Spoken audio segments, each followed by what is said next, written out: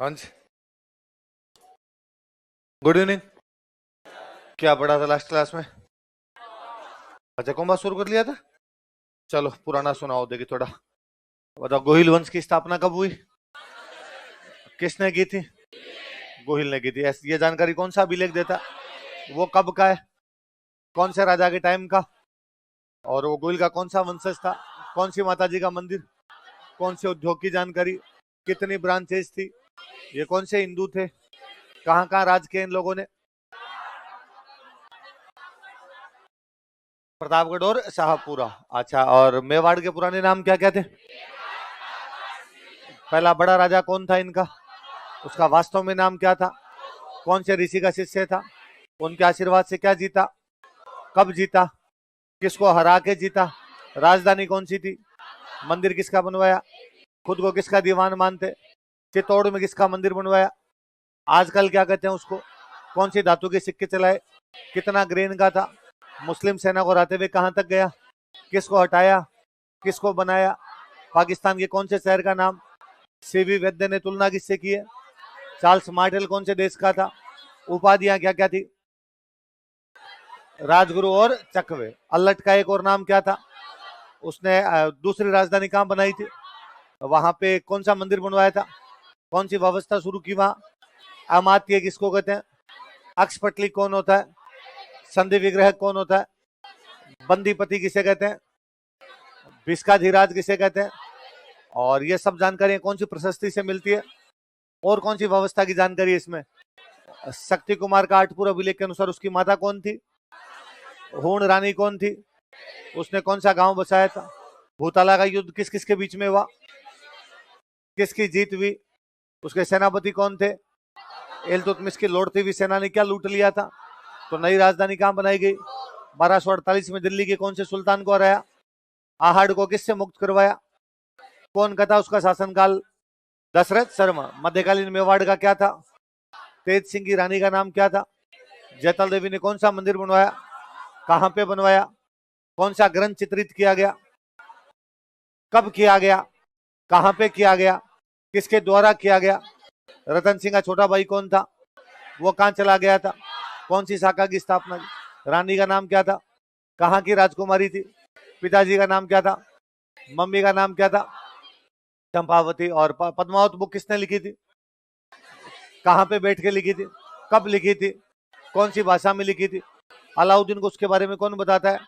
Alauddin attack कब किया था? क्योंकि वो अपने साम्राज्य का चित्तौड़ का किला ऊंची पहाड़ी पर था, इसलिए कैसा महत्व था?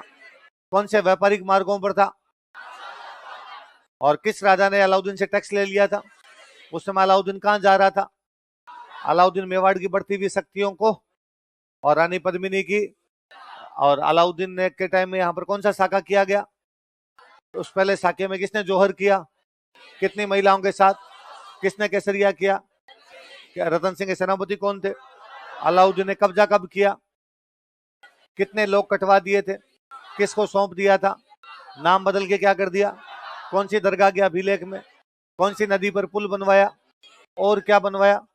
मकबरे के अभिलेख में क्या बताया गया अलाउद्दीन को? दूसरा, सिकंदर ईश्वर की छाया और संसार का थोड़े दिनों बाद चित्तौड़ किसको सौंप दिया गया? मालदेव सोनग्रा का एक और नाम क्या था? अमीर खुसरो की बुक का नाम बताओ, इसका एक और नाम क्या था? फिर सिसोदा गांव से कौन आया था? किसको हरा के कब्जा करता है? बनवीर सोनग्रा। तो कौन सी ब्रांच शुरू हुई? कौन सा टाइटल लगाया? पहले वाले क्या लगाते थे? सिंगोली के युद्ध में किसको हराया था? मोहम्मद बिन तुगलक। इसे मेवाड़ का क्या कहा जाता है? कुंभलगढ़ प्रशस्ति में क्या कहा गया? विषम घाटी पंचानन। रसिक प्रिया में क्या कहा गया? जम्प स्टोर्ड क्या कहता है? कौन सी माता जी का मंदिर बनवाया? बरवड़ी माता मेवाड़ की। तो कुल देवी कौन है? जावर में चांदी किसके टाइम में निकली? किसने बिचौला झील का निर्माण करवाया? इसके पास किसका चबूतरा बना हुआ है? नकली बूंदी की रक्षा किसने की थी? लाखा की शादी मारवाड़ की कौन सी राजकुमारी से भी? किसने कसम खाई कि वो राजा नहीं बनेगा बल्कि किसको बनाया जाएगा? हंसाबाई के बेटे को। इसलिए चुंडा क्या कहा जाता मेवाड़ का? मेवाड़ में कितने प्रकार के सामंत थे? प्रथम श्रेणी में कितने थे? उनको क्या कहा जाता है? उनमें सबसे मुख्य कौन था? वह राजा का क्या करता था? राजा के साथ सभी कागजों पर राजा की अनुपस्थिति में और हमेशा मेवाड़ की सेना का द्वितीय श्रेणी में कितने सामंत थे और तृतीय श्रेणी में कितने थे? उनको क्या कहा जाता था? सेना का अगला भाग क्या कहलाता है?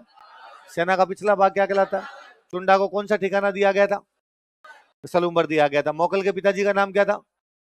मम्मी का नाम क्या था? संरक्षक कौन था? हंसाबाई का विश्वासकर्ण कहां चला गया था? मालवा का राजा कौन था? बाद में संरक्षक किसको बनाया गया? रामपुरा के युद्ध में मोकल ने किसको हराया?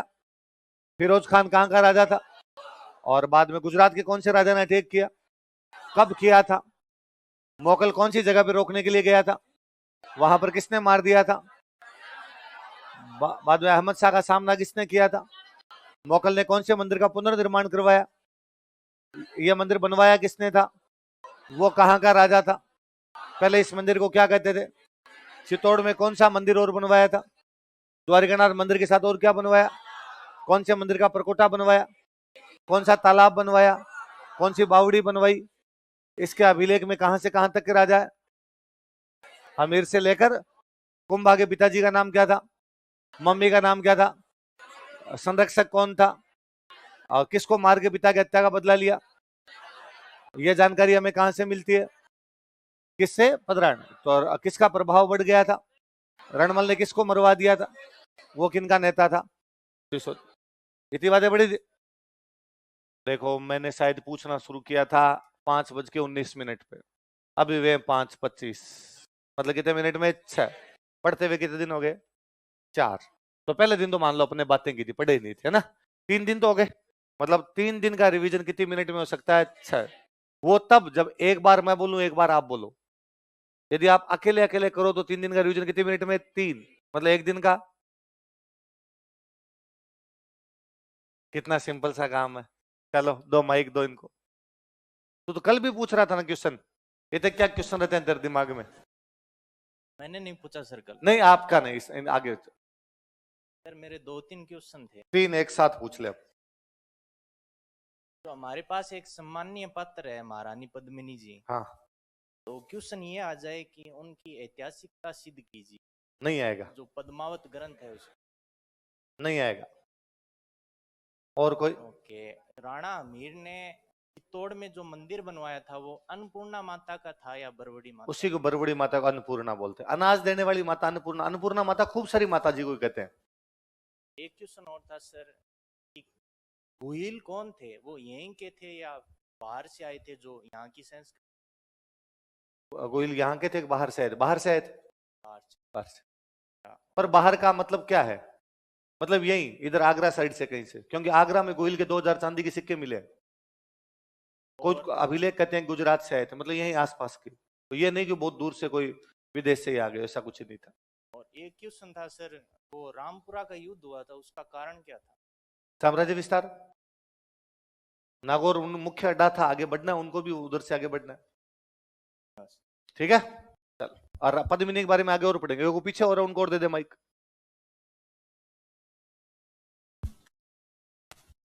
सर ये महाराणा और राणा दोनों उपाधि दोनों लगाओ, दोनों लगाओ। एक ही है ये दोनों? एक ही। ठीक है ठीक। हाँ हाँ दे दे। हाँ सर इनके अंदर जो दरबारी कवि और विद्वान हुए उनका नाम? किनके अंदर? मीर के समय नहीं वे। मोगल तो कौन हुए? योगेश्वर भट्ट और। वो काम के नहीं अपने, उनके क्वेश्चन एग्जाम में नहीं आते। ठीक है ठीक। हाँ सर चुंडा को 4 जैकेट दी गई थी क्या? एक सलूम्बर, बाद में आगे उसके वंशजों को धीरे धीरे आगे मिलती रही थी। पढ़े? एक और दो भाई, लाल शर्ट बीच में कोई।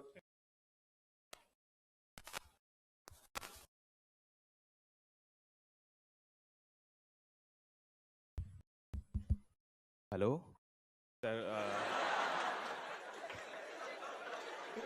आपका अपना सांगानेर विधानसभा क्षेत्र से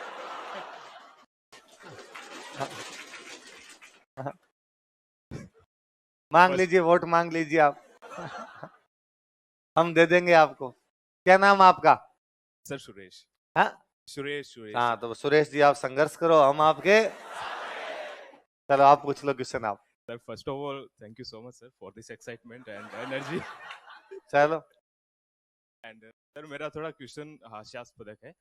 एक्चुअली मैं कल जब पढ़ रहा था, रिवीजन कर रहा था, तो जब आपने पहले लिखवाया था तो पहले दिन में आया नहीं था एक्चुअली। ठीक। तो हम देखते हैं कि जो सिंगोली का जो युद्ध हुआ था, हाँ। जो भुताला का युद्ध हुआ था, हाँ। उसमें एक साइड मुसलमान थे, दूसरी साइड हम लोग थे, जिसमें हम राजपूत समझते हैं सब। हाँ।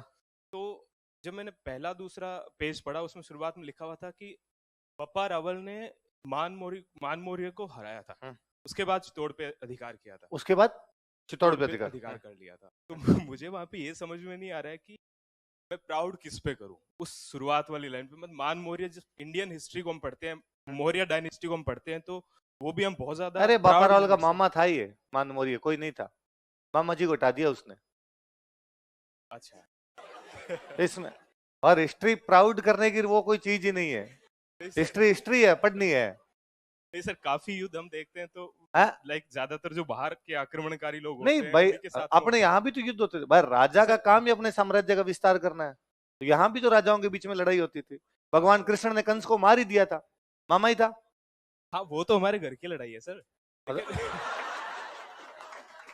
और अब भी मैं तो कहता ही हूँ, अपने सबसे अधिक लड़ाइयां गांव के अंदर घर की है। ऐसा गांव में कौन परिवार है जिसकी चाचाजी से बन रही है? किसी की नहीं बन रही। और अपने तो गांव में कहते इस बात को बड़े प्राउड से कहते हैं, भाई रे महाभारत वालों की नहीं बनी, हमारी कैसे बनेगी? पांडवों कौरवों की नहीं बनी थी, हम भी आपस में डांग तो मारेंगे उसमें, इसमें इतना लोड नहीं लेना, ठीक है? Okay sir. चलो सुरेश जी, आप चुनाव लड़ लो, हम वोट देंगे, आप सब आपको मिलके। Thank you sir. चलो आगे क्या लिखा लास्ट में? हाँ चलो, मैं एक लाइन कल बोल गया था, उसको मैं लिखवा देता हूँ, बता दी थी मैंने, लिख लेता हूँ। लिखो, हंसाबाई ने चुंडा को वापस बुलाया। हंसाबाई कॉल्ड बैक चुंडा, कल बात बता दी थी मैंने। हंसाबाई ने चुंडा को वापस बुलाया। Hansabai called back Chunda. हंसाबाई ने चुंडा को वापस बुलाया। Hansabai called back Chunda.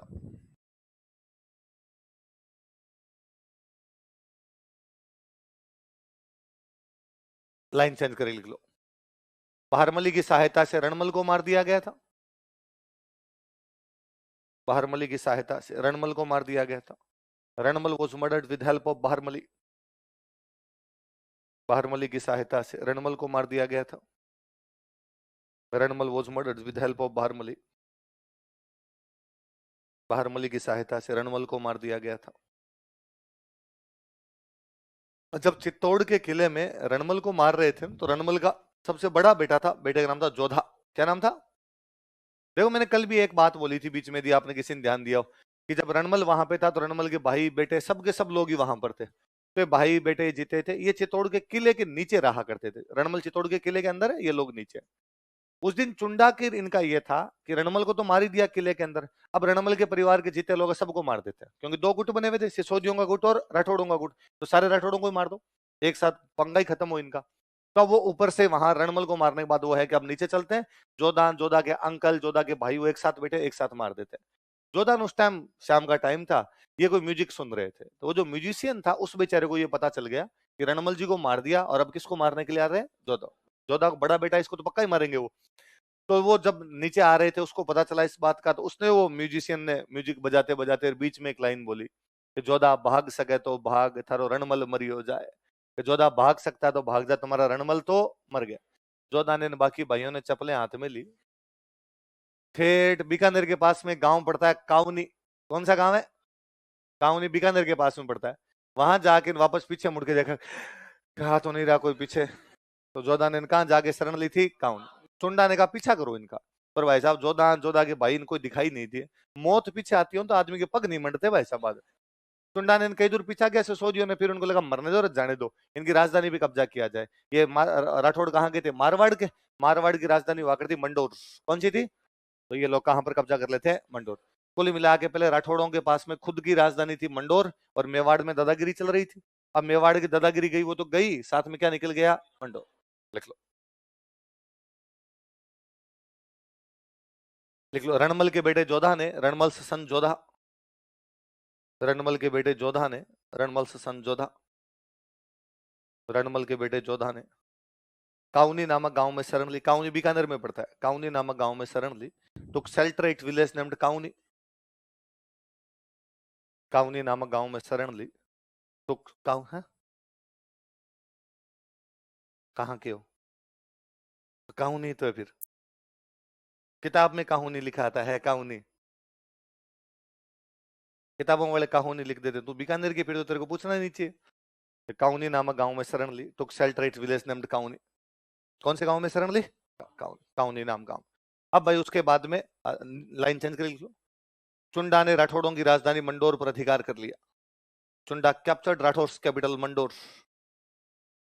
चुंडा ने राठौड़ों की राजधानी मंडोर पर अधिकार कर लिया। Chunda captured Rathores capital Mandor. चुंडा ने राठौड़ों की राजधानी मंडोर पर अधिकार कर लिया। राठौड़ों का राज्य था मारवाड़ और मारवाड़ की राजधानी कौन सी हुआ करती? मंडोर। मंडोर पर अधिकार कर लिया। अब सिचुएशन यह है कि मारवाड़ की राजधानी कौन सी है? मंडोर। और मंडोर में आगे बैठ गए सिसोदिया। कौन आगे बैठ गए?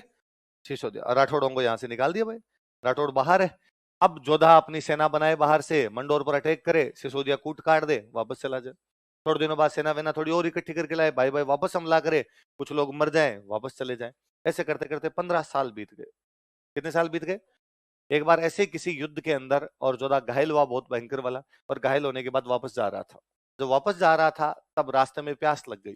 ये तो आप घायल हो, खून गिर रहा है आपका, प्यास लग गई। मारवाड़ का देश दूर दूर तक ना बंदा ना बंदे दी जात, पानी कहां पियो। और जोधा को लगा कि युद्ध में मरे नहीं मरे, आज प्यास से पक्के पक्के मर जाएंगे अपने। इसलिए जोधा ने देखा कि दूर किसी एक खेत में कोई किसान की एक झोंपड़ी दिखाई दी, और उसको लगा यदि वहां पर झोंपड़ी है तो पक्का ना पक्का मिनक होगा, कोई ना कोई होगा तो अपने को खाना भी खिला देगा, सॉरी पानी भी पिला देगा अपने। तो जोधा अपने घोड़े को उधर लेके जाता झोंपड़ी की तरफ। लेकिन झोंपड़ी तक पहुंचते पहुंचते जोधा घोड़े पर ही घायल होकर गिर गया। घोड़ा ही बेचारा समझदार था, वो झोंपड़ी के आगे जाके खड़ा हो गया। जिस किसान का खेत था वो किसान तो खेत में था नहीं, उसकी वाइफ थी घर पे। उसने बाहर आके देखा कि एक घोड़ा खड़ा है, घुड़सवार लथपथ पड़ा है। वो समझ गई बेचारी कोई घायल पानी पीने आया होगा। उसने नीचे उतारा, खींच के लेके गई साइड के अंदर, थोड़ा हवा हवा डाली, पानी के छींटे विंटे मारे तो थोड़ा होश आया।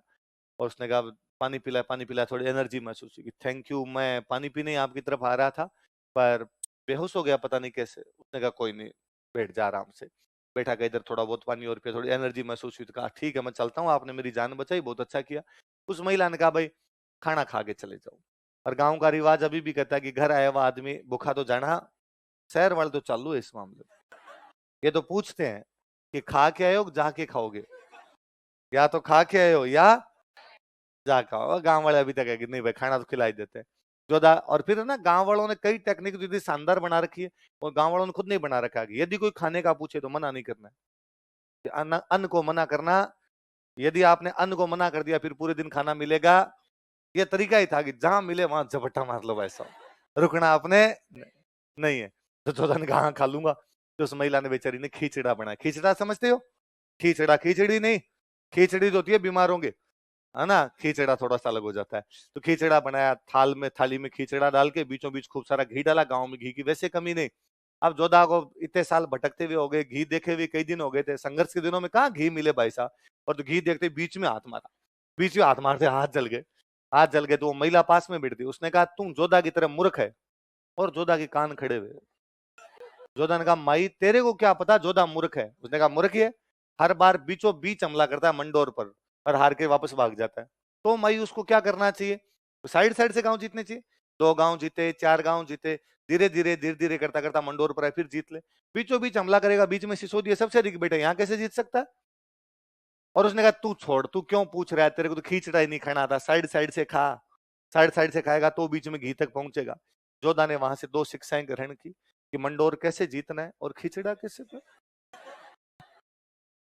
अब भाई जोधा ने साइड से गांव जीतने शुरू किए, धीरे धीरे एकदम बीच में पहुंचा, सिसोदियों को यहां से भगा दिया और वापस मंडोर पर क्या कर लिया? कब्जा। ये बात कुंभा को पता चली कि भाई जोधा ने वापस कहां पर कब्जा कर लिया है? मंडोर।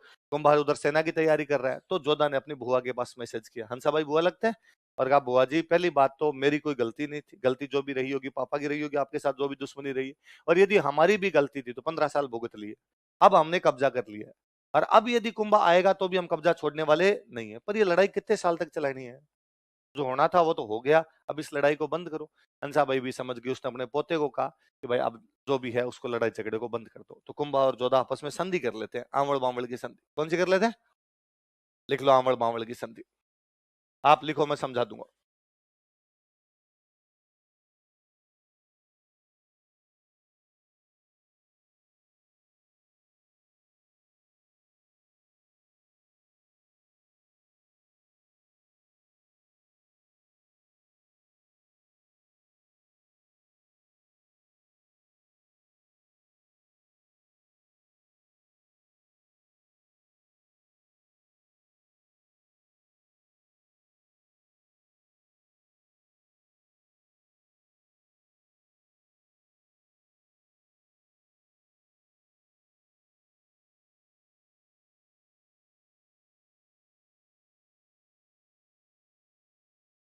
आंवल बांवल की संधि कब हुई?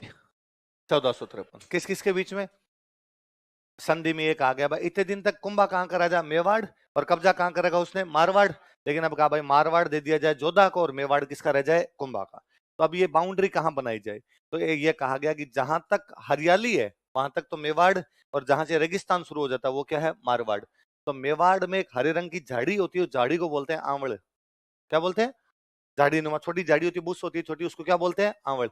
तो जहां तक ये हरी भरी झाड़ियां आंवल है वो तो क्या हो गया? मेवाड़। बावल पश्चिमी राजस्थान में एक पेड़ होता है बबूल। बबूल होता है बबूल, जिसको एक बात एक और बोलते हैं हम किंकर। बावलिए किंकर बबूल जो होता है, जहां से आगे बबूल शुरू हो जाएगा, किंकर शुरू हो जाएगी, बावलिए शुरू हो जाएंगे, वो क्या जाएगा? मारवाड़। तो कुल मिला के बांटा गया। जहां तक हरियाली है आंवल है वो तो क्या हो जाएगा? मेवाड़। जहां से बावलिए रेगिस्तान शुरू हो जाएगा वो क्या हो जाएगा? और ये बाउंड्री लगभग पाली में एक जगह पड़ती है, सोजत। कौन सी जगह? पाली में सोजत नाम की जगह। इस सोजत में कह दिया गया भाई सोजत के इधर इधर तो मेवाड़ और सोजत के इधर इधर क्या है? मारवाड़। और अभी भी आप देखोगे तो लगभग यही स्थिति है। आप सोजत के उधर ढलोगे तो पूरी हरियाली दिखेगी, सोजत के इधर आओगे आपको पता चलेगा वास्तव में मारवाड़ शुरू हो चुका। देख लो। इस संधि द्वारा बाय दिस ट्रीटी, इस संधि द्वारा बाय दिस ट्रीटी जोधा को मंडोर वापस दे दिया गया। Mandor was given back to Jodha. Jodha को मंडोर वापस दे दिया गया। Mandor was given back to Jodha. Jodha को मंडोर वापस दे दिया गया। Mandor was given back to Jodha. Sojat को मेवाड़ तथा मारवाड़ की सीमा बनाया गया। Sojat was made boundary between Mewar and Marwar. Sojat Pali में पड़ता है। सोजत को मेवाड़ तथा मारवाड़ की सीमा बनाया गया। Sojat was made boundary between Mewar and Marwar. Sojat को मेवाड़ तथा मारवाड़ की सीमा बनाया गया। Sojat was made boundary between Mewar and Marwar. Sojat को किसकी सीमा बनाया गया?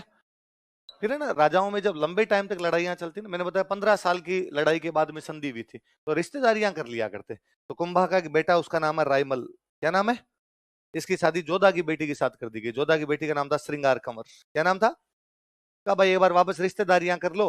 रिश्तेदारियां कर लेंगे तो वापस एक बार थोड़ा राजीनामा हो जाएगा, तो वापस जो मनमुटाव है वो मिट जाएगा, मन में कुछ ही प्रकार का किसी की कुछ भी कोई गलत भावना नहीं रहेगी। तो रायमल की शादी किसके साथ कर दी गई? श्रृंगार कंवर। रायमल किसका बेटा है? कुंभ। और श्रृंगार कंवर किसकी बेटी है? लिख लो। जोधा ने अपनी राजकुमारी श्रृंगार कंवर का विवाह, जोधा मैरिड हिज प्रिंसेस श्रृंगार कंवर। जोधा ने अपनी राजकुमारी श्रृंगार कंवर का विवाह, जोधा मैरिड हिज प्रिंसेस श्रृंगार कंवर। जोधा ने अपनी राजकुमारी श्रृंगार कंवर का विवाह कुंभा के राजकुमार रायमल से कर दिया था। मैरिड हिज प्रिंसेस श्रृंगार कंवर टू कुंभाज प्रिंस रायमल। कुंभा के राजकुमार रायमल से कर दिया था। तो कुंभाज प्रिंस रायमल, कुंभा के राजकुमार रायमल से कर दिया था।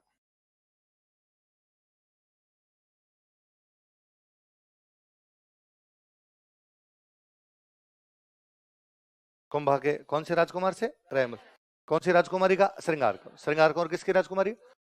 ये पूरा फ्लैशबैक है, पुरानी कहानी है कि मोकल की डेथ होती है झीलवाड़ा में। मोकल की डेथ के बाद में कुंभा राजा बनता है। कुंभा राजा बना तो संरक्षक कौन बना? रणमल।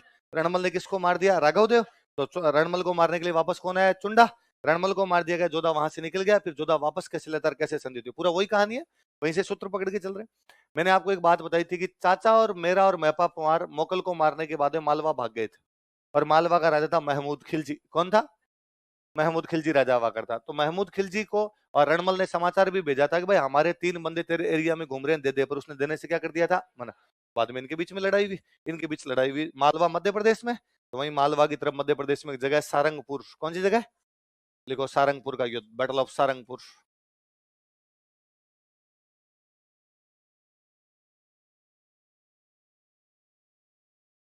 सारंगपुर मध्य प्रदेश में।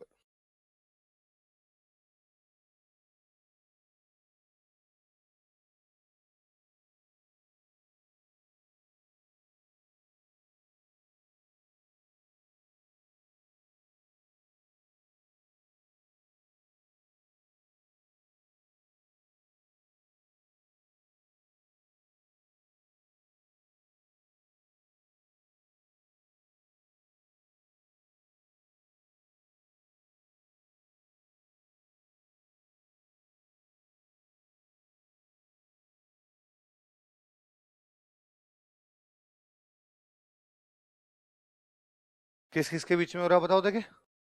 कुंभा और महमूद खिलजी फर्स्ट। महमूद खिलजी फर्स्ट कहां का राजा है? माल। अब लिखो युद्ध के कारण, क्यों युद्ध हुआ इनके बीच? युद्ध के कारण, कॉजेज ऑफ बैटल। एक तो ना बड़ा सा याद ही रखना आपने कि भाई जब भी युद्ध का कारण दो बराबर वाले राजा होते हैं तो उनके बीच में साम्राज्य विस्तार ही होता है ना। तो लिख लो, एक नंबर लगा के लिखो, दोनों अपने साम्राज्य का विस्तार करना चाहते थे। Both of them wanted to expand their empire. दोनों अपने साम्राज्य का विस्तार करना चाहते थे। Both of them wanted to expand their empire.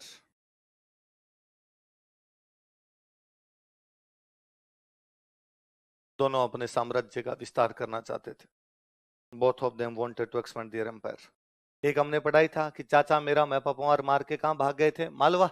इसका मतलब मोकल के हत्यारों को शरण कौन दे रहा है? महमूद खिलजी। इस बात को कौन सहन करेगा कि उसके पिता के हत्यारों को कोई दूसरा शरण दे दे? दूसरा लिखो, महमूद खिलजी ने मोकल के हत्यारों को शरण दी थी। Mahmud Khilji gave shelter to killers of Mokal. Mahmud Khilji ने मोकल के हत्यारों को शरण दी थी। Mahmud Khilji gave shelter to killers of Mokal. Mokal के हत्यारों को शरण दी थी। Gave shelter to killers of Mokal. Mokal के हत्यारों को क्या दी थी? शरण दी थी। एक और सुनना, इधर जब महमूद खिलजी राजा बना था ना, तो महमूद खिलजी का एक भाई इसे नाराज है, उसका नाम है उमर खान। क्या नाम है? उमर खान। वो चाहता है कि मालवा का राजा वो बने, लेकिन मालवा का राजा कौन बन गया था? महमूद खिलजी। तो वो भाग के कुंभा के पास आ गया। किसके पास आ गया? और उसने कुंभा कहा, कुंभा मेरी हेल्प कर और मेरे को महमूद खिलजी से लड़ना है। कुंभा ने उसको सहायता की और उसने सारंगपुर पे कब्जा कर लिया। कहां कब्जा कर लिया? भाई ये मालवा है और मालवा का राजा कौन है? महमूद खिलजी। यहाँ पर एक बंदा और राजा बनना चाहता है, वो कौन है? उमर खान। वो किसके पास आ गया? कुंभा। कुंभा ने सहायता की तो उसने एक इलाका छीन लिया। ये जो इलाका छीना ये कौन सा है? सारंग। कौन सा है? सारंग। अब महमूद खिलजी चाहेगा ना कि उसका सारंगपुर वापस मिले, तो महमूद खिलजी ने कहां पर अटैक किया? सारंगपुर। किससे लड़ने के लिए? उमर खान। किससे? उमर। और उमर खान के पीछे कौन है? तो उमर खान ने कुंभा कहा कि भाई तूने कहा था सारंगपुर पे कब्जा कर ले, मैंने कर लिया, पर ये महमूद खिलजी कूटने के लिए आ गया मेरे को। कुंभा ने कहा वहीं रह, 10 मिनट में तेरा भाई आ रहा है, लोकेशन शेयर कर दो। कुंभा हाथों हाथ वहां गया, उसने महमूद खिलजी को ढंग से धोया था इस युद्ध में। लिखो, एक कारण और लिख लो। कुंभा कुंभा ने महमूद खिलजी के विद्रोही उमर खान की सहायता की थी। Kumbha helped Umar Khan rebel of Mahmud Khilji. Kumbha ने महमूद खिलजी के विद्रोही उमर खान की सहायता की थी। Kumbha helped Umar Khan rebel of Mahmud Khilji. Kumbha ने महमूद खिलजी के विद्रोही उमर खान की सहायता की थी। Kumbha helped Umar Khan rebel of Mahmud Khilji. इसी में कंटिन्यू करना। तथा उसने सारंगपुर पर अधिकार कर लिया था। तथा उसने सारंगपुर पर अधिकार कर लिया था। And he captured Sarangpur. किसने? उमर खान ने, है ना। तथा उसने सारंगपुर पर अधिकार कर लिया था। And he captured Sarangpur.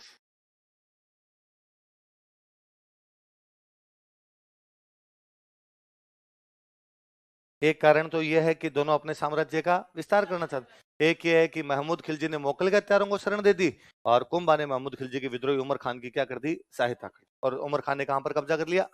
कारण हो गया। अब लाइन चेंज करके लिखो, इस युद्ध में कुंभा की जीत हुई। Kumbha von this battle. इस युद्ध में कुंभा की जीत हुई। Kumbha von this battle.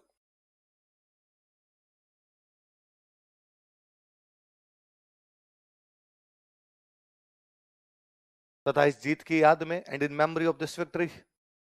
तथा इस जीत की याद में and in memory of this victory. तथा इस जीत की याद में and in memory of this victory Chittor में विजय स्तंभ का निर्माण करवाया गया था। Victory tower was built at Chittor. Chittor में विजय स्तंभ का निर्माण करवाया गया था। विजय की याद में टावर बना दिया था, विजय स्तंभ। चित्तौड़ में विजय स्तंभ का निर्माण करवाया गया था। Victory tower was built at Chittor. Chittor में विजय स्तंभ का निर्माण करवाया गया था। Victory tower was built at Chittor. Chittor में किसका निर्माण करवाया गया? विजय स्तंभ का निर्माण करवाया गया। अब और सुन, देखो, हम कल पढ़ रहे थे कि नागौर में एक राजा, उसका नाम है फिरोज खान। क्या नाम है? फिरोज खान जब मर गया तो उसके मरने के बाद में उसका बेटा राजा बनना चाहता है। बेटे का नाम है शम्स खान। क्या नाम है? शम्स खान फिरोज खान का बेटा है और कहां का राजा बनना चाहता है? नागौर। कहां का? नागौर। एक फिरोज खान का भाई है, उसका नाम है मुजाहिद खान। क्या नाम है? और ये कहता है मैं राजा बनूंगा। कुल मिला के चाचा भतीजे में लड़ाई है। कौन कौन चाचा भतीजा बताओ देखे? शम्स खान और मुजाहिद खान कहाँ का राजा बनना चाहते हैं? हेडिंग डालो, नागौर का उत्तराधिकार संघर्ष, succession struggle of Nagaur, Nagaur का उत्तराधिकार संघर्ष,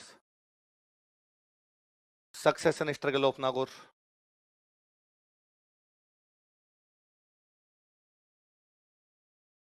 नागौर का उत्तराधिकार संघर्ष, सक्सेशन स्ट्रगल ऑफ नागौर। अब सुनना, देखो मेरी बात, कौन कौन लड़ रहे हैं नागौर में राजा बनने के लिए? शम्स खान और मुजाहिद। भाई इसमें मुजाहिद खान जीत गया और वो बन गया राजा, उसने अपने भतीजे शम्स खान को कूट पीट के निकाल दिया। तो शम्स खान भाग के आ गया कुंभा के पास। कहाँ गया? और उसने कहा भाई कुंभा तू मेरी हेल्प कर और मेरे को कहाँ का राजा बनवा दे? नागौर। कुंभा ने हेल्प की, कुंभा ने जाकर किसको हराया? मुजाहिद खान। किसको राजा बना दिया? और उसने शम्स खान कहा अब तू मेरे अंडर है। साहब बाकायदा आपने राजा बनाया, आपके अंडर, टैक्स भेज देना मेरे को। ठीक है। शम्स खान ने थोड़े दिन तो राज्य मत टैक्स भेजा, थोड़े दिन बाद उसने कुंभा को नहीं दे रहा, जो तेरे जी मैन वो कर लेना। कुंभा ने कहा वहीं रुक, मैं आ रहा हूं बाकी तो। जब कुंभा नागौर की तरफ आया, शम्स खान को लगा ये मारेगा, तो शम्स खान भाग के चला गया गुजरात। कहां चला गया? गुजरात का राजा हुआ करता उन दिनों में कुतुबुद्दीन शाह। कौन था? कुतुबुद्दीन शाह कहां का राजा? गुजरात। और कुतुबुद्दीन शाह ने पूछा कि और भाई शम्स खान कैसे है? उसने कहा बस यूं ही वॉकिंग करता करता ही आ गया था, मत क्या समाचार है? तो शम्स खान ने कहा कि यार एक काम था तेरे से। बता क्या काम था? कि मैं मेरी बेटी की शादी तेरे साथ करना चाहता हूँ, क्या तू तैयार है? कुतुबुद्दीन शाह ने कहा हो आज ही कर दे बोले।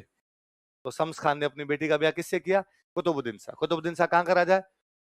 अब कुतुबुद्दीन शाह का शम्स खान ससुर बन गया। उसने पूछा और ससुर जी मेरे लायक कोई सेवा हो तो बताओ। तो अब शम्स खान रोया जोर जोर से, मतलब बेटी विदाई में कम रोई, शम्स खान रोया ढहा ढहा करके रोया। पूछा कुतुबुद्दीन शाह ने कहा हुआ अरे ससुर जी बात तो क्या हुआ? आगे मुझे कुंभा ने पीटा। क्यों पीटा? ऐसे ऐसे बात हुई। उस बात पे कुतुबुद्दीन शाह नया नया जवाई बना, तो उसने कहा अच्छा कुंभा की त्यों का चलो मेरे साथ। तो कुतुबुद्दीन शम्स खान का मत थोड़ा पीछे रहूंगा, आगे आगे आपको रहना पड़ेगा। तो दोनों कौन आए मिलके? कुतुबुद्दीन शाह और शम्स खान। किसको हराने के लिए?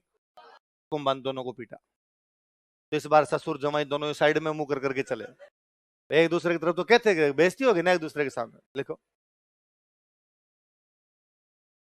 कुंभा ने मुजाहिद खान के खिलाफ शम्स खान की सहायता की थी। कुंभा हेल्प शम्स खान अगेंस्ट मुजाहिद खान। कुंभा ने मुजाहिद खान के खिलाफ शम्स खान की सहायता की थी। कुंभा हेल्प शम्स खान अगेंस्ट मुजाहिद खान। कुंभा ने मुजाहिद खान के खिलाफ शम्स खान की सहायता की थी। कुंभा हेल्प शम्स खान अगेंस्ट मुजाहिद खान। मुजाहिद खान के खिलाफ शम्स खान की सहायता की थी। हेल्प शम्स खान अगेंस्ट मुजाहिद खान। लेकिन थोड़े समय पश्चात, बट आफ्टर सम टाइम, लेकिन थोड़े समय पश्चात बट आफ्टर सम टाइम, लेकिन थोड़े समय पश्चात बट आफ्टर सम टाइम, वह कुंभा के खिलाफ विद्रोह कर देता है। ही रिवोल्टेड अगेंस्ट कुंभा। वह कुंभा के खिलाफ विद्रोह कर देता है। ही रिवोल्टेड अगेंस्ट कुंभा। वह कुंभा के खिलाफ विद्रोह कर देता है। ही रिवोल्टेड अगेंस्ट कुंभा। तथा गुजरात के कुतुबुद्दीन शाह के पास चला जाता है एंड अप्रोच्ड कुतुबुद्दीन शाह गुजरात। किसको अप्रोच करता है? कुतुबुद्दीन शाह। And approached Qutbuddin Shah Gujarat. तथा गुजरात के कुतुबुद्दीन शाह के पास चला जाता है। तथा गुजरात के कुतुबुद्दीन शाह के पास चला जाता है एंड अप्रोच्ड कुतुबुद्दीन शाह गुजरात। गुजरात के कुतुबुद्दीन शाह के पास चला जाता है। लाइन चेंज करके लिखो। कुंभा ने शम्स खान तथा कुतुबुद्दीन शाह दोनों को हरा दिया। Kumbha defeated both Shams Khan and Qutbuddin Shah. Kumbha ने शम्स खान तथा कुतुबुद्दीन शाह दोनों को हरा दिया। Kumbha defeated both Shams Khan and Qutbuddin Shah. Qutbuddin Shah कहां का राजा? गुजरात। अब कोई पूछेगा आपसे सवाल प्री में कि कुंभा का गुजरात वालों से लड़ाई कौन सी रियासत को लेके थी? नागौर। किसको लेके थी? नागौर के चक्कर में पंगा हो गया था उसका गुजरात वालों से। अब उत्तर भारत में अपने 4 बड़ी रियासतें हुआ करती। एक थी दिल्ली, एक थी मालवा, एक थी गुजरात, एक थी मेवाड़। कौन कौन सी 4? दिल्ली, मालवा, गुजरात, मेवाड़। दिल्ली इस टाइम बड़ी कमजोर थी। दिल्ली वाले राजाओं की तो चलती नहीं थी उस समय। यूं आप इंडियन हिस्ट्री पढ़ोगे तो पढ़ोगे कि दिल्ली की राजा की दिल्ली से पालम तक चलती थी। कहां से कहां तक चलती? दिल्ली से पालम। दिल्ली से पालम का मतलब है जयपुर से सांगानेर। दिल्ली के बाहर एक गांव, उस गांव का नाम क्या है? पालम। तो बस एक गांव तक ही चलती है, उनकी ज्यादा दूर तक चलती। तो दिल्ली तो कमजोर हो रखी है। तो 3 बड़ी रियासतें बची। कौन कौन सी? मेवाड़, मालवा, कुंभा ने पहले कुंभा मेवाड़ का राजा है, पहले उसने किसको हराया? मालवा वालों को। अब उसने किसको हरा दिया? गुजरात। तो मालवा गुजरात वालों को लगा कि अलग अलग कुंभा से लड़ेंगे तो पार पड़ेगी, तो मालवा गुजरात वाले आपस में संधि कर लेते कि महमूद खिलजी पहले हार के गया था, अब कौन हार के जा रहा है? कुतुबुद्दीन शाह। तो महमूद खिलजी को पता चला कि कुतुबुद्दीन शाह हार के जा रहा है, तो वो कुतुबुद्दीन शाह के पास आ गया। उसने कहा भाई और सुना क्या बात है? और कुतुबुद्दीन शाह ने कहा पीटा कुंभा ने भयंकर वाला। महमूद खिलजी रोया, उसने कहा मी टू, थोड़े दिन पहले मेरे को पीट दिया था। जिन लोगों के दुख एक जैसे होते हैं वो अच्छे दोस्त होते हैं, जिनके दुख एक जैसे होते हैं वो क्या होते हैं? अच्छे दोस्त होते हैं। तो इन दोनों के बीच में संधि हुई। गुजरात में एक जगह पड़ती है चांपानेर। कौन सी जगह? लिखो, चांपानेर की संधि।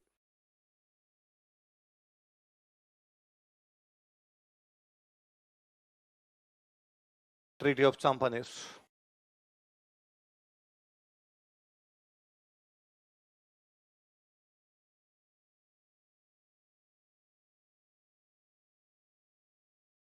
कौन कौन सी रियासतों के बीच में हो रही है?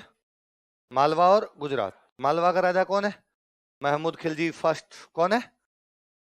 और गुजरात का राजा कौन है? कुतुबुद्दीन शाह।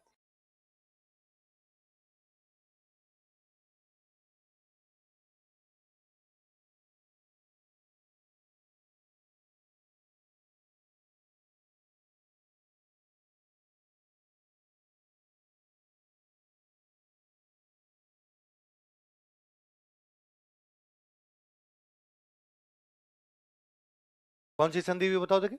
चांपानेर। गुजरात में जगह पड़ती है चांपानेर। तो चांपानेर की संधि मालवा और गुजरात के बीच में। क्या ऑब्जेक्टिव है इस संधि का? क्या करना चाहते हैं वो? कुंभा को हरा, है ना। उनका ये था कि कुंभा को हराएंगे, फिर मेवाड़ को बांट लेंगे। आधा मेवाड़ गुजरात रख लेगा, आधा मेवाड़ कौन रख लेगा? मालवा। लिख लो संधि का उद्देश्य, objective of treaty.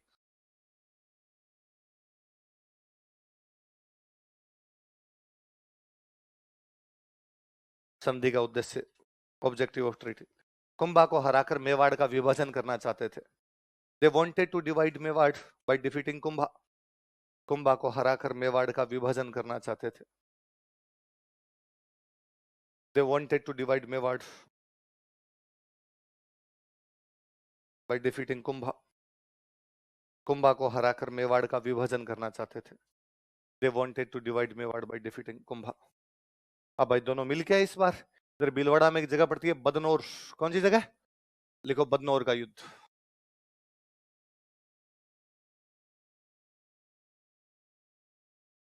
Battle of Badnore.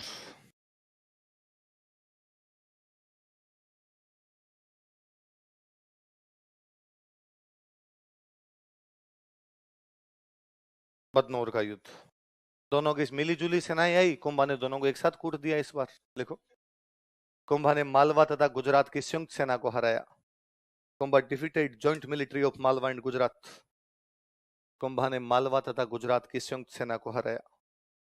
Kumbha defeated joint military of Malwa and Gujarat. Kumbha ने मालवा तथा गुजरात की संयुक्त सेना को हराया। Kumbha defeated joint military of Malwa and Gujarat. Malwa तथा गुजरात की संयुक्त सेना को हराया। आज देखो, ये मेवाड़, मेवाड़ के साइड में इधर आपका पड़ता है गुजरात। कौन सा था? गुजरात। मेवाड़ गुजरात के बीच में एक अपने छोटी सी रियासत और थी, सिरोही। कौन सी रियासत है? सिरोही। और सिरोही का जो राजा, उसका नाम है सहसमल देवड़ा। क्या नाम है? कहां का राजा है सहसमल देवड़ा? सिरोही का राजा। सिरोही कौन कौन सी दो बड़ी रियासतों के बीच की एक छोटी सी रियासत है। कुंभा साम्राज्यवादी राजा है। कुंभा ने सिरोही के थोड़े हिस्से दबा लिए थे, तो कुंभा सिरोही की तरफ अपने साम्राज्य का क्या कर रहा है? विस्तार। तो सहसमल देवड़ा किससे परेशान है? कुंभा से। उधर गुजरात का राजा कौन है? कुतुबुद्दीन शाह। कुतुबुद्दीन शाह किस पर हमला करने के लिए जा रहा है? कुंभा।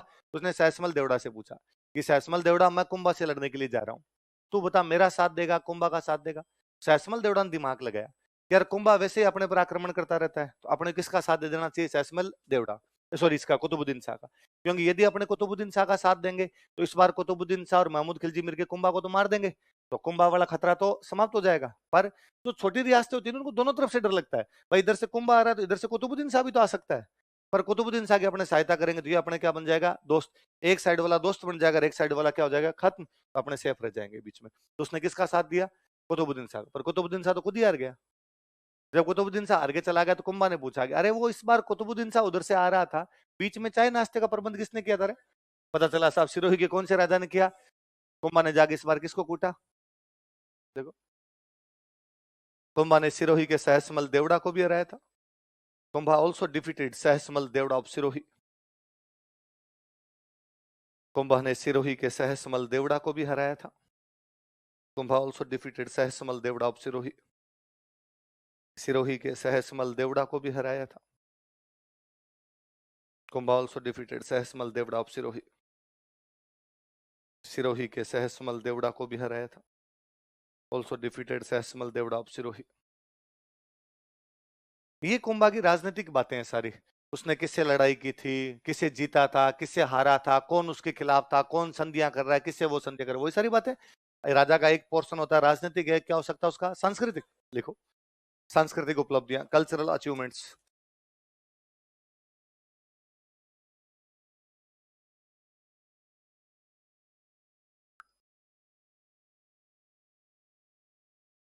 सांस्कृतिक उपलब्धियां, कल्चरल अचीवमेंट्स।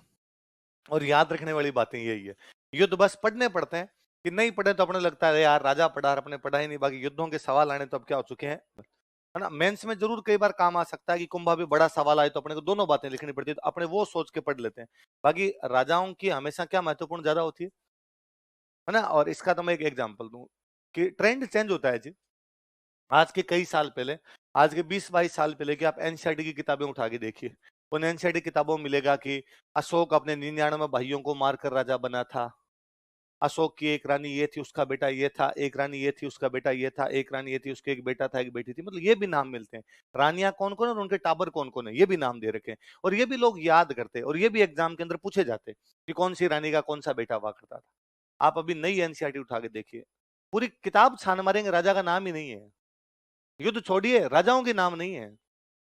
सीधा लिख रखा उन्होंने, एक मौर्य राजा के समय ऐसा हुआ था। क्यों करने हैं नाम याद? उस समय कोई महत्वपूर्ण घटना हो जिससे आने वाले समय पर प्रभाव पड़ा हो तो पढ़ लिया जाए, वरना उसको पढ़ने की आवश्यकता तो बहुत कम, इक्का दुक्का जगह कोई नाम आ जाएगा, बाकी इस प्रकार की कोई भी बातें नहीं। तो उसमें मुझे एक चैप्टर बहुत अच्छा लगता है, 7th क्लास का एक चैप्टर, 6 या 7th का एक चैप्टर, 6 में शायद। किसमें चैप्टर की शुरुआत में लिखा हुआ कि एक दिन अरविंद स्कूल से घर आया। उसने घर आकर अपनी मम्मी को कहा कि मम्मी, हमारे स्कूल में एनुअल फंक्शन है। एनुअल फंक्शन में हम एक ड्रामा प्ले करेंगे, उस ड्रामा में मैं राजा का रोल करूंगा।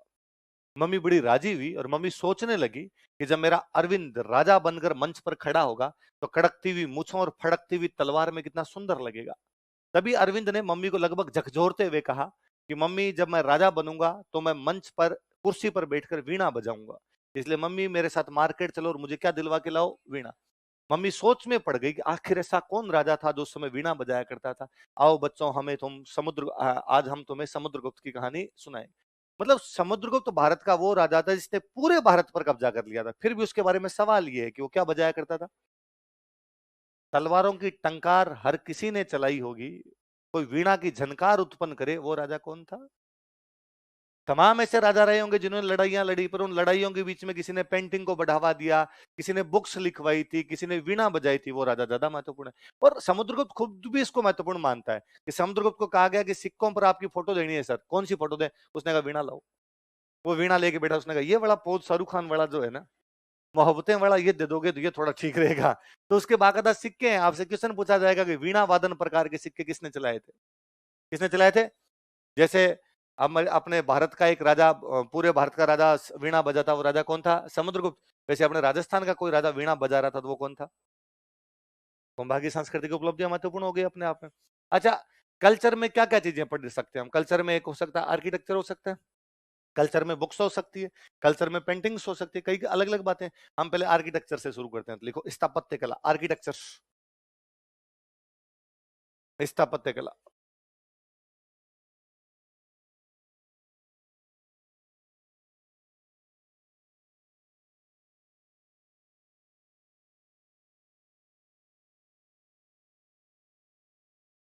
और कुंभा को तो अपने राजस्थान की स्थापत्य कला का पिता ही कहा जाता है कि सबसे अधिक उस समय किसी ने विकास करवाया था स्थापत्य कला का, तो किसने करवाया था?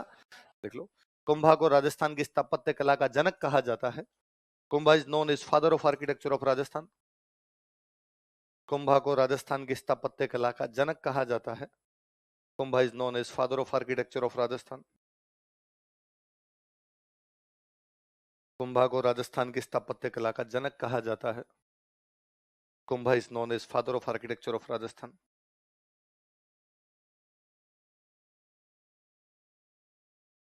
राजस्थान की स्थापत्य कला क्या कहा जाता है? अब स्थापत्य कला में क्या क्या करवाया? एक अभी थोड़ी देर पहले हमने पढ़ा कि सारंगपुर का युद्ध जीतने के बाद उसने चित्तौड़ में क्या बनवाया था? विजय।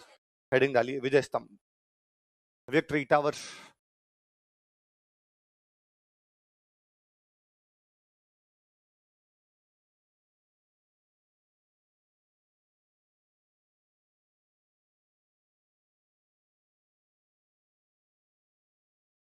क्या है?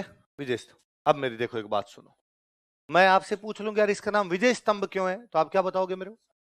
सर विजय के बाद बनाया गया था, विजय के बाद टावर बना, इसलिए नाम क्या रख दिया गया? विजय स्तंभ, विक्ट्री टावर कर दो।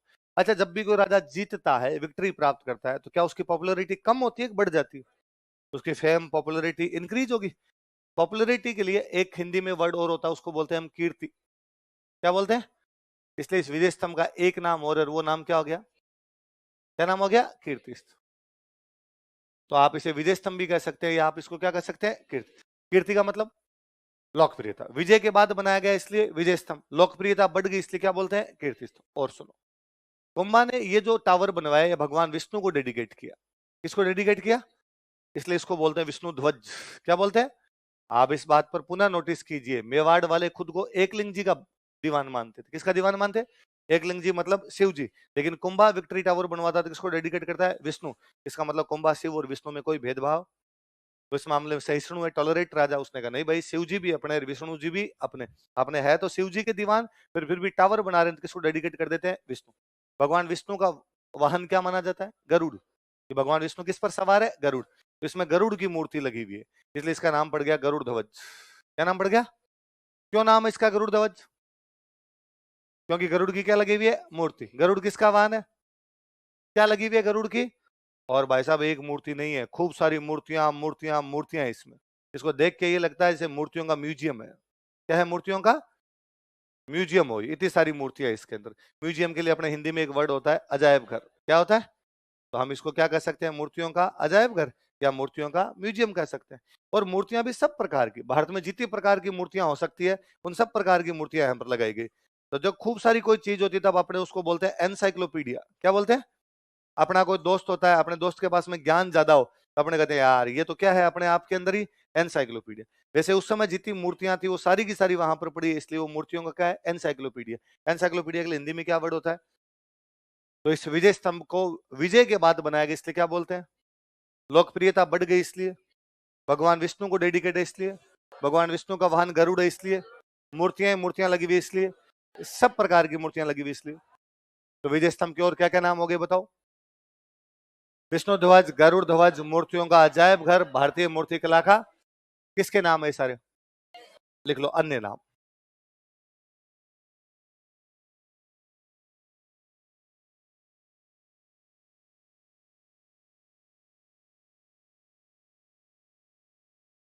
Encyclopedia of Indian sculpture. Other names, अन्य नाम।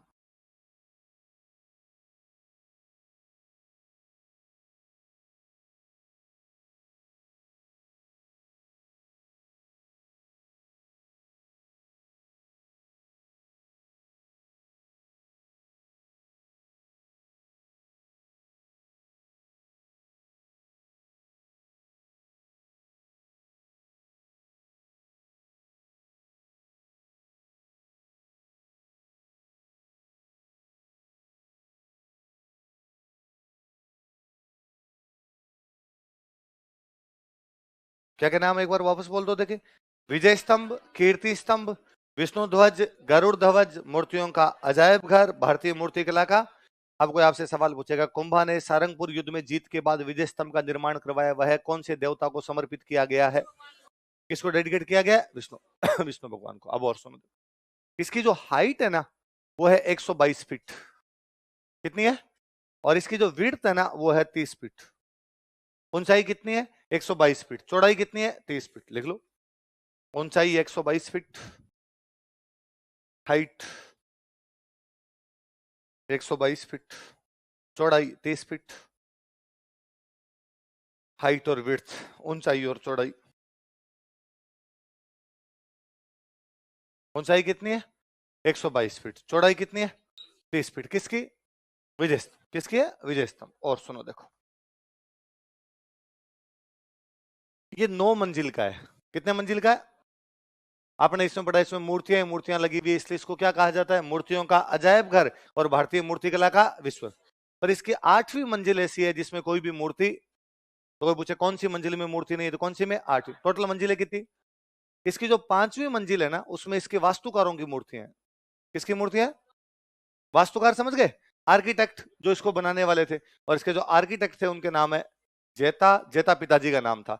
उसके 3 बेटे थे, पुंजा, पोमा और नापा। कौन कौन है बोलो देखे, चारों के नाम बोलो। क्या क्या नाम बताओ देखे? जेता, पुंजा, पोमा। कौन है ये? किसके वास्तुकार? विजय स्तंभ के। कौन सी मंजिल में इनकी मूर्तियां? 5। इसकी जो तीसरी मंजिल है ना, उसमें एक शब्द लिखा हुआ है अल्लाह। कौन सा शब्द लिखा हुआ है? अल्लाह शब्द लिखा हुआ। कौन सी मंजिल में? तीसरी मंजिल। ये लिखा हुआ है 9 बार। कितनी बार लिखा हुआ है? और ये लिखा हुआ है अरबी भाषा में। कौन सी भाषा में? मुसलमानों की जो धार्मिक भाषा थी वो भाषा कौन सी है? अरबी। तो अरबी भाषा में क्या लिखा हुआ है? अल्लाह। कितनी बार? कौन से मंजिल पे? अच्छा, ये क्यों लिख दिया गया भाई इस प्रकार के शब्द? ये लिखवाने के पीछे एक रीजन ये था कि जब भी कोई मुसलमान राजा अटैक करते तो मूर्तियां तोड़ा करते थे। कि इस्लाम ये मानता है कि मूर्ति पूजा करनी नहीं चाहिए। उन दिनों खूब सारी मूर्तियां टूट रही थी। कुंभा पूरी मूर्तियां लगा देता है। तो कहीं ना कहीं राजा के दिमाग में खुदा ना खास्ता अगली पीढ़ियां क्या पला कोई आक्रमण को संभाल पाए, नहीं संभाल पाए। इसके अंदर यदि अल्लाह लिखा होगा तो मुस्लिम आक्रमणकारी जल्दी से तोड़ेंगे नहीं। पर हालांकि आक्रमणकारी ने अंदर आगे देखा ही नहीं, बाहर से ही तोड़ गया। तो बाहर वाली सारी मूर्तियां खंडित की हुई है। पर अपने याद रखने वाली बात है, कितनी मंजिल है, किसमें मूर्ति नहीं, किसमें वास्तुकारों की मूर्तियां, क्या क्या नाम थे उनके, किसमें अल्लाह लिखा हुआ है, कितनी बार, कौन सी भाषा में? लिखवा दूं? लिखो लिखो। यह एक 9 मंजिला इमारत है। It is a 9 floor building. यह एक 9 मंजिला इमारत है। It is a 9 floor building. यह एक 9 मंजिला इमारत है। It is a 9 floor building. कितने मंजिल की इमारत है? 9 मंजिला इमारत है। लाइन चेंज कर लिखो। इसकी 8वीं मंजिल में कोई मूर्ति नहीं है। There is no idol at eighth floor.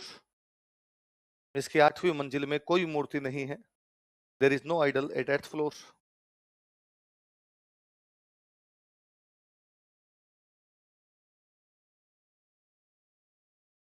इसकी 8वीं मंजिल में कोई मूर्ति नहीं। अगला लिखो। इसकी 5वीं मंजिल में वास्तुकारों की मूर्तियां हैं। Idols of architects are located at 5th floor. इसकी 5वीं मंजिल में वास्तुकारों की मूर्तियां हैं। Idols of architects are located at 5th floor. इसकी 5वीं मंजिल में वास्तुकारों की मूर्तियां हैं। Idols of architects were located at 5th floor. नाम लिख लो, वास्तुकारों के नाम लिख लो, कौन कौन थे, क्या क्या नाम है बोलो देखे। जेता, पुंजा, पोमा, नापा। जेता इनके पापा है, 3 बेटे उनके, पुंजा, पोमा और नापा।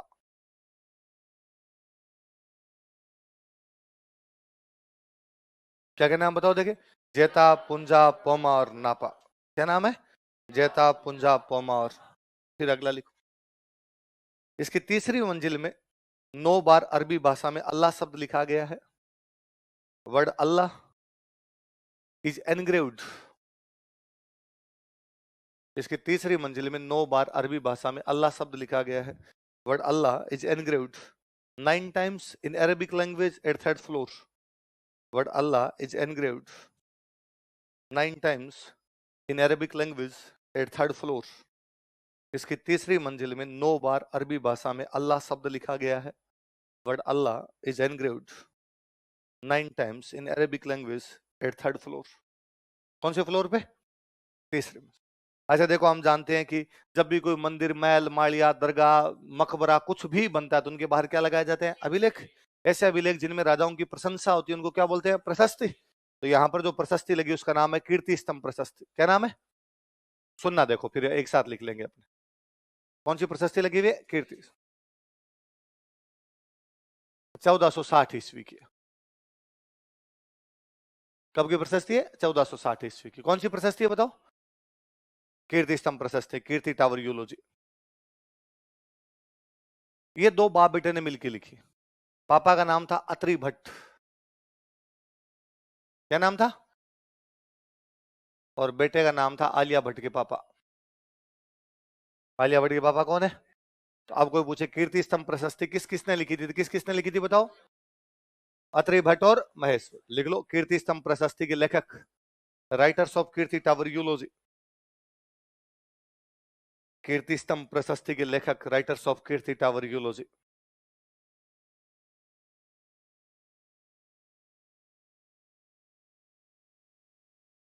कीर्ति स्तंभ प्रशस्ति के लेखक, राइटर्स ऑफ कीर्ति टावर यूलॉजी।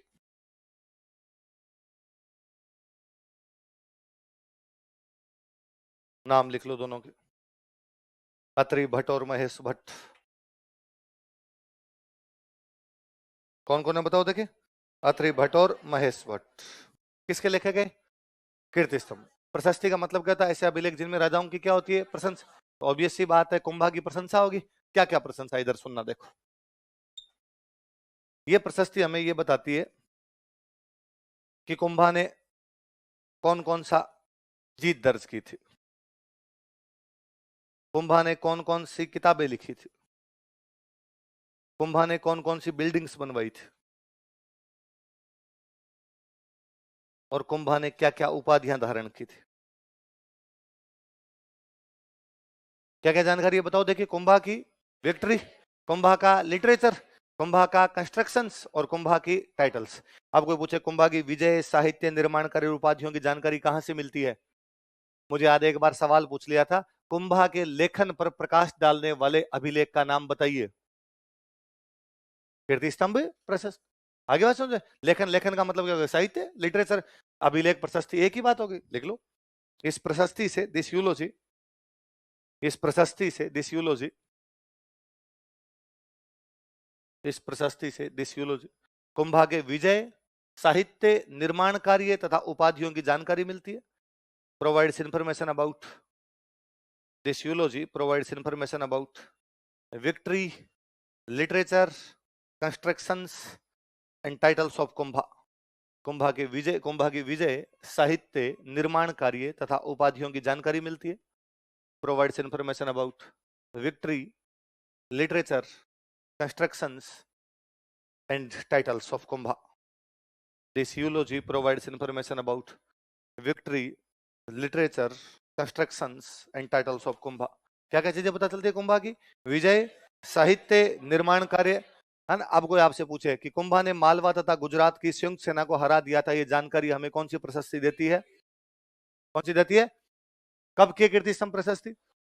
1460। ये विजय स्तंभ बना था 1440 से 48 के बीच। कब से कब के बीच बना था? 1440 से 1437 में सारंगपुर वाला युद्ध है, उसकी याद में बनाया गया था। कब से कब के बीच बनाया गया था? लिख लो, जहां ऊपर आपने विजय स्तंभ हेडिंग डाली है ना, वहीं लिख लो। जहां विजय स्तंभ लिख रखा है इसी के आगे लिख लो आप, 1440 से 48 तक याद रह जाएगा।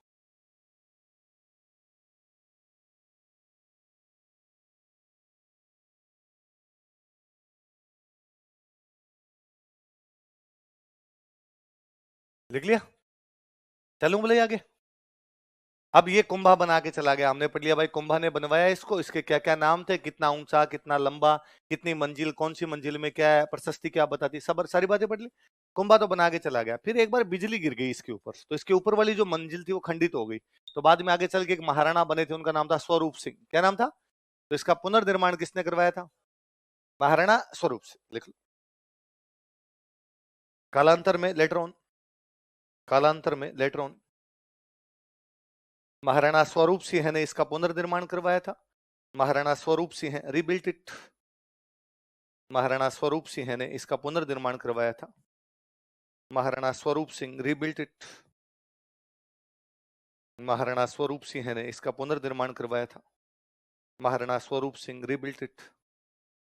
अब ये ना कोरोना में वापस बिजली गिर गई थी इस पे, तो वापस महाराणा अशोक गहलोत ने ठीक करवाया। अब महाराणा अशोक गहलोत ही है, वही ठीक करवाएंगे। अच्छा, इसको जेम्सटोड कहता है इसके बारे में, जब वो देखता है इसको तो वो कहता है कि यार ऐसी कैसी बिल्डिंग दिल्ली में है और वो बिल्डिंग आपकी कुतुब मीनार। कौन है? जेम्सटोड का नाम तो आपने जानते हैं, राजस्थान का इतिहासकार हुआ, तो वो इसकी तुलना किसके साथ करता है? किसके साथ करता है? कुतुब मीनार। लिख लो, जेम्स टोड ने इसकी तुलना कुतुब मीनार से की है। James Tod compared it to Qutub Minar. Qutub Minar कहां? दिल्ली। जेम्स टोड ने इसकी तुलना कुतुब मीनार से की है। James Tod compared it to Qutub Minar. James Tod ने इसकी तुलना कुतुब मीनार से की है। एक इतिहासकार और हुआ, उसका नाम है फर्ग्यूसन। क्या नाम है इतिहासकार का? बताओ देखिए। फर्ग्यूसन का था यार। मैंने तो ऐसा रोम में एक टावर देखा था, उसका नाम है टार्जन टावर। क्या नाम है? Torsion tower. तो वो इसकी तुलना किसके साथ करता है? Torsion tower. टार्जन टावर कहां पर है? रोम। रोम कहां पर है? कहां पर है? इटली। तो रोम के कौन से टावर से इसकी तुलना करता है? लिख लो, फर्ग्यूसन ने इसकी तुलना रोम के टार्जन टावर से की है। Fergusson compared it to Trojan tower of Rome. Fergusson ने इसकी तुलना रोम के टार्जन टावर से की है। Fergusson compared it to Trojan tower of रोम।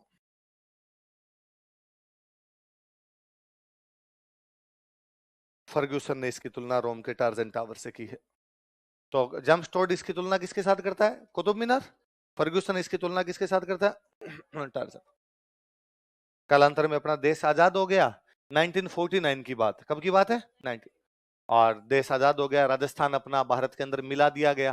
तो भारत सरकार ने इस विजय स्तंभ पे डाक टिकट जारी किया। क्या जारी किया? डाक टिकट। समझते हो क्या आप वाली पीढ़ी थोड़ी कम ही जानती होगी डाक टिकट के बारे में। पहले तो हम तो फॉर्म भी भरा करते, तो फॉर्म ऑफलाइन भेजने पड़ते, ऑफलाइन भेजने पड़ते, उनके क्या ऊपर क्या लगाने पड़ते? डाक। कहीं भी लेटर भेजते, डाक से भेजने पड़ते। डाक से भेजोगे तो उस पर क्या लगानी पड़ेगी? जैसे बस से जाते हो बस टिकट, रेल से जाते हो रेल टिकट, तो डाक से भेजो तो डाक टिकट टिकट हुआ करते छोटे छोटे, उनके ऊपर फोटो बने होते। जैसे एक डाक टिकट पे फोटो बना महात्मा गांधी का, इसका मतलब डाक टिकट किस पे जारी कर दिया? गांधी जी पे जारी कर दिया। एक पे बना हुआ लता मंगेशकर का, तो किस पे जारी कर दिया? लता मंगेशकर। एक पे बना हुआ मान लो एनी बिसेंट का, तो किस पे जारी कर दिया? Any Besant. एक पे बना हुआ टाइगर, किस पे जारी कर दिया? टाइगर। तो इससे अलग अलग चित्र बने होते हैं। ऐसे ही राजस्थान की पहली बिल्डिंग जिसपे डाक टिकट जारी किया गया वो है विजय स्तंभ। कौन सी है? 15 अगस्त 1949 को इस पर 1 रुपए का डाक टिकट जारी कर दिया गया था। आपने को याद नहीं रखना कितने रुपए का था, आपने को नहीं याद रखना कब किया गया, आपने को ये याद रखना कि राजस्थान में सबसे पहले किया किस पर गया था। किया किस पर गया था? लिखो। व्हाट्सएप के बच्चों, तुम क्या जानो संदेश से आते हैं कैसे कैसे गया जाता है ना। लेटर होता है, लेटर। लेटर देखा है कभी कोई पुराना घर पे पड़ा हुआ? एक दूसरे को लोग लेटर भेजा करते थे, लिख के हाथ से लिखते थे पहले लोग, पता है तुम्हें? देखा है? उसके ऊपर टिकट लगे होते उस है। हाँ, अलग अलग होते थे। 1 रुपए का टिकट, 2 रुपए का टिकट, 5 रुपए। फिर वो होते थे भाई, छोटे लेटर है तो 1 रुपए का, बड़े लेटर है उनपे 2 रुपए का, किसी को स्पीड पोस्टर भेजनी होती है उनपे 5-5 रुपए के, फॉर्म वगैरह अलग अलग टिकट आते थे। और वहां बाकायदा, अरे उनका तो बड़ा जोरदार काम था। एक तो उनको चिपकाने के लिए गोंद की आवश्यकता नहीं थी, वो चिपक जाया करते थे। और कई जगह वो गोंद वाली शीशी भी पड़ी रहती, फिर पोस्ट ऑफिस में जाते हैं, गोंद वाली शीशी लेते हैं, पूरा उसको यूं लगाते हैं, फिर उनके ऊपर चिपकाया करते। बोले मगजमारी भयंकर थी फॉर्म भरने के अंदर। अब ये आपके वायगी कर लो दुनिया, है ना। मुकेश अंबानी का भला हो, जो ये जियो आए उसके बाद में इंटरनेट की स्पीड इतनी ज्यादा बढ़ गई कि अब डाक टिकट का आपके कोई रोला रप्पा। पहले फॉर्म में एक तो डाक टिकट वाला मेरे को याद आता है कि पहले आरएस का फॉर्म मिलता था, यूनिवर्सिटी के अंदर जाके लेना पड़ता था, लाइनों में लगते थे। लाइनों में लगते तब आरएस का फॉर्म मिलता, फिर लाइनों में लगते तब आरएस का फॉर्म जमा होता, लाइनों में लगते तब आरएस का प्रवेश पत्र आता। मेरे को याद है मेरे 2010 का प्री का प्रवेश पत्र आया ही नहीं। फिर पता गया भाई अब ये कहाँ मिलेगा, तो पता नहीं एक ऑफिस को कलेक्ट्रेट में भेजा था, कहाँ भेजा था, तो वहां आधे दिन तक वहां खड़े रहे कि अब यहाँ मिलेगा यहाँ मिलेगा। हम 2-3 लोगों के नहीं आए हुए थे। ये अब आपके है, मोबाइल में बैठे बैठे देख लेते हो सेंटर कहाँ है, वरना नहीं तो कोई सेंटर पता चलता था न कुछ और पता चलता। ये तो सबसे भयंकर समस्या थी। एक समस्या ये थी कि जब फॉर्म ऑफलाइन भरे जाएंगे तो मैं फॉर्म यहाँ से भर के अजमेर भेजूंगा, तो उसके साथ में सारे डॉक्यूमेंट्स भी भेजूंगा। 10th की मार्कशीट, 12th की मार्कशीट, मेरे बीए की मार्कशीट, एमए कर रखे तो एमए की मार्कशीट, मेरा मूल निवास प्रमाण पत्र, यदि किसी की जाति का प्रमाण पत्र है तो जाति वाला प्रमाण पत्र, जो भी अपने पास कैटेगरी, कोई खिलाड़ी है तो खिलाड़ी वाला प्रमाण पत्र, जो जो उनके वो सब भेजो। और वो सब के सब अटेस्टेड और होने चाहिए। क्या होना चाहिए? अटेस्टेड का मतलब है किसी फर्स्ट ग्रेड अधिकारी के साइन करवाओ, और भाई साहब वो मिलता ही नहीं था। और कम से कम अपने जान पहचान में तो कोई फर्स्ट ग्रेड अधिकारी नहीं होता। आपने किसी को जीवता फर्स्ट ग्रेड देखा ही नहीं था तब तक। फर्स्ट ग्रेड अधिकारी समझे, आरएस हो, कोई डॉक्टर हो बड़ा, कोई बड़ा इंजीनियर हो, वो ही साइन कर सकता है, उसके अलावा दूसरे किसी के साइन होंगे? पहली बात वो मिलता नहीं, यदि मिल जाता तो साइन नहीं करता है। टीचर फर्स्ट ग्रेड टीचर कहां होते थे? तो कॉलेज के अंदर होते। तो कॉलेज छोटे छोटे कस्बों में कहां कॉलेज थे? आप जयपुर में रहे हो, बाहर निकले नहीं, शहर के बच्चे हो, आपको क्या पता संघर्ष क्या चीज होती है। तो मेरे याद है मैं 12th क्लास में बीकानेर पढ़ता था और मैथमेटिक्स का स्टूडेंट था, तो मैथमेटिक्स वाले सारे के सारे एयरफोर्स के फॉर्म भरा करते। तो मेरे साथ वाले उनका आगे एयरफोर्स का फॉर्म भर देते, और पहले बच्चे ऐसे ही भरते थे कि दोस्त ने भरा था, अपने ही भर देते। तो ये भी था कि यार साथ में तैयारी कर लेंगे, फिर कोई कहता सेंटर जयपुर आएगा, जयपुर घूम के आएंगे। तो हमने ये भी था अगर यूं तो घर वाले जयपुर जाने नहीं देंगे, इस पेपर के बहाने चले जाएंगे। तो मैंने फॉर्म भरा, तो मेरे एक दोस्त ने फॉर्म भरा, वो लोकल बीकानेर का, मैं गांव से आया करता था, वहां रूम लेके रहा करता था। तो मैंने कहा आप अटेस्टेड किससे करवाएंगे? मार्कशीट तो दो हमारे पास, 10th वाली एक ही थी भाई। 12th का बच्चा जब अपीयरिंग बच्चा है तो उसके पास मार्कशीट कौन सी होगी? 10th। और एक मूल निवास प्रमाण पत्र था मेरे पास, कि दो अटेस्टेड करवाने, फॉर्म के साथ लगाने, फिर ये भेजने। ठीक है। तो मेरे उस दोस्त ने कहा कि हमारे घर के ठीक सामने एक इंजीनियर रहते हैं, सीनियर इंजीनियर है, वो अटेस्टेड कर सकते हैं फर्स्ट ग्रेड। वो ठीक है, तू करवा दे। हम उनके घर पे गए, उनके घर पे गए तो वो मेरे दोस्त को जानते थे अंकल, और दोस्त ने जाते नमस्ते किया, चरण स्पर्श किए, मैंने चरण स्पर्श किए, और उसने कहा अंकल वो हमारे अटेस्टेड करवाने थे, मैं एयरफोर्स का फॉर्म भर रहा हूँ। अंकल ने कई देर उससे बातचीत की, वेरी गुड वेरी गुड, तैयारी कर रहा है क्या, कितने परसेंट है, ये वो फलान टिकट, कहाँ से पढ़ेगा, क्या पढ़ेगा, इंग्लिश कहाँ से पढ़ेगा, मैथ्स कहाँ से पढ़ेगा, सारी बातें पूछी, फिर साइन कर दी। फिर उसने मेरे वाला फॉर्म आगे दिया कि ये मेरा दोस्त है और इसके भी अंकल कर दो। तो अंकल ने पहले मेरी 10th की मार्कशीट देखी, फिर मेरी तरफ देखा, फिर 10th की मार्कशीट देखी, फिर मेरी तरफ देखा, फिर कहा तेरी है? मैं कहा जी मेरी है। तेरे नंबर है ये? और ज्यादा नंबर भी नहीं, 80% इतने से नंबर आए हुए शहरों में। उस टाइम 80% थे, है ना। पर मुझे बड़ा बुरा इसलिए लगता था कि मैं गांव में 80% लेके आया, तो गांव में उधर का टॉपर था मैं, कि भाई गांव के अंदर 80% नहीं आया करते थे। पर जब मैं क्लास में आया, शहर में आया बीकानेर में, तब पता चला कि यहाँ अपने क्लास में इस 80% वाली में 17-18 नंबर पे है, अपने से ऊपर 95 पर 94 और है। तो हम ये दब्बू दब्बू से बैठे रहा करते थे कि 80% की यहाँ पर कोई भी औकात नहीं है। तो उन्होंने अंकल ने मेरे तरफ 2-3 बार देखा, वो शायद गाँव का बच्चा मार्कशीट क्या पता फर्जी बनवा के लेके आ, उनको डर लगता है कि यार यदि मैंने किसी के साइन कर दिए और इसने कोई फ्रॉड कर रखा है 420, तो पुलिस मेरे को पकड़ लेगी। तो उन्होंने वापस देखा और उन्होंने कहा यार अब मैं तेरे को जानता ही नहीं, साइन कैसे करूं? तो मैंने कहा आप इसको जानते हो ना, मैं इसको दोस्त हूँ, ये मेरे को जानता है। और मेरे दोस्त ने पूरी यूं वो कोशिश की, उसने कहा अरे मैं जानता हूँ अंकल, ये बेहद इंटेलिजेंट है, वास्तव में इंटेलिजेंट है, इसकी ही मार्कशीट है, ये हमें मैथ्स पढ़ाता रहता है, और आप कर दो, मेरा बहुत अच्छा दोस्त है, यही रहता है, 4 घर छोड़ के उनके घर पर ये रहता है, आप चाहो तो उनसे पूछ सकते हो, इसके पापा आते हैं। पर उन इंजीनियर साहब ने मेरे साइन किए नहीं किए नहीं किए। और मैं पहली बार उस दिन मुझे हुआ कि मैं सार्वजनिक रूप से, मुझे लगा मैं रोऊं यहाँ पे खड़ा होगी, कि बेइज्जती फील होती है ना, बच्चे को ईगो हर्ट होता है ना, कि यार अपने को साफ साफ ये कह दिया कि ये मार्कशीट तेरी नहीं है, मतलब इसको अपनी शक्ल से लग रहा है कि तू इस प्रकार के नंबर ला नहीं सर। पर अब क्या क्या करो, अंदर गुस्सा भी आए और रोने जैसा भी हो, पर मैं बाहर आ गया। तो मेरे दोस्त ने कहा कि यार मैं पापा से पूछ के और कोई ट्राई करेंगे यार किसी के, पर मेरे से कुछ बोला ही नहीं गया, मैं चुपचाप रूम आ गया। फिर दूसरे दिन कोई मेरे पापा का फोन आया, पापा टीचर है मेरे, तो उन फोन आया, तो मैंने पापा को कहा कि मेरे से एक फॉर्म अटेस्टेड करवाना था और फॉर्म अटेस्टेड नहीं हो पा रहा मेरा। फिर पापा ने अपने कोई उनके अफसर थे उनके नंबर दिए कि उनका घर है ये वहां पे है, तो सीधा सीधा उनके घर पे ही चले जाना, मेरा नाम लेना, वो कर देंगे। तो मैं उनके घर पे गया, तो उन्होंने दूसरे दिन किया। तो मेरे वो दिल में बैठा हुआ है कि यार अपने फॉर्म पे किसी ने अटेस्टेड किया नहीं था। तो आजकल मेरे पास आप में से खूब सारे बच्चे आते हैं कि सर मेरा पटवारी में चले। अब क्या सरकार ने नीति चेंज कर दी, पहले हमारे टाइम में था कि फॉर्म भरने वाले सारे के सारे लोग फॉर्म के साथ डॉक्यूमेंट भेजेंगे और अटेस्टेड होंगे। आपके एक तो फॉर्म भरने वाली समस्या खत्म हो गई, ऑनलाइन भर देते हो। आपके कह दिया गया जब नौकरी लगोगे तब डॉक्यूमेंट दिखाने हैं, है ना, डॉक्यूमेंट वेरिफिकेशन बोलते हो आजकल आप, डीवी और आईडी। ये हमारा डीवी फॉर्म भरने से पहले हो जाता था, पहले डीवी अलग नहीं हुआ करते थे, लास्ट में तो बाद में ओरिजिनल ले लेके जाना पड़ते थे हमारे, हमने वो लगाया उसका ही ओरिजिनल लो, हमने लगाया उसका ओरिजिनल लो। तो वो वापस वो अब मेरे पास कोई आता है आप में से कि सर वो डीवी है, डीवी के लिए अटेस्टेड करवाने, तो मैं हाँ ठीक है करवा देंगे। तो वो कहता है सर मैं तो किसी को जानता नहीं हूँ, आप यदि किसी को यहाँ पे जानते हो तो आप साइन करवा दो। अपने खूब सारे स्टूडेंट मेरे साथ पढ़े हुए या मेरे से सीनियर यहाँ जयपुर में आरएस लगे हुए हैं, तो मैं कह देता हूँ फलाने ऑफिस में चले जाना, उस ऑफिस में वो फलाने सर बैठते हैं और वो साइन कर देंगे, और मेरे फोन की भी आवश्यकता नहीं है, तू तो जाकर ना स्प्रिंग बोर्ड का हूँ और अपना कार्ड वार्ड ले जाना, साथ में कर देंगे। और बच्चों के ज्यादातर अपने जितने अफसर लगे हैं उस जाते ही साइन कर देते हैं, उल्टा बच्चे को अच्छा फील ही करवाते हैं, वो जाते ही पूछ भी लेते हैं। और आजकल क्या क्या चल रहा है, विजय सर क्या पढ़ा रहे इकोनॉमी में तेरे को, तो उसको लगता है अरे यार ये तो क्वेश्चन और पूछ लेते हैं, दो चार क्वेश्चन भी पूछ लेते हैं, बता पीएनबी की स्थापना कब हुई थी, एसबीआई की स्थापना पढ़ता है कि नहीं पढ़ता है। तो बच्चा कहता है अरे सर मुझे बहुत अच्छा लगा, अरुण सर ने मेरे से क्वेश्चन भी पूछे और उन्होंने ये कहा, उन्होंने मुझे बधाई भी दी, मेरा सिलेक्शन हो गया। तो आप एक बात कान खोल के सुनिए, आप आरएस लगेंगे, मैं आपके पास बच्चों को भेजूंगा, मना नहीं करोगे? नहीं करोगे ना?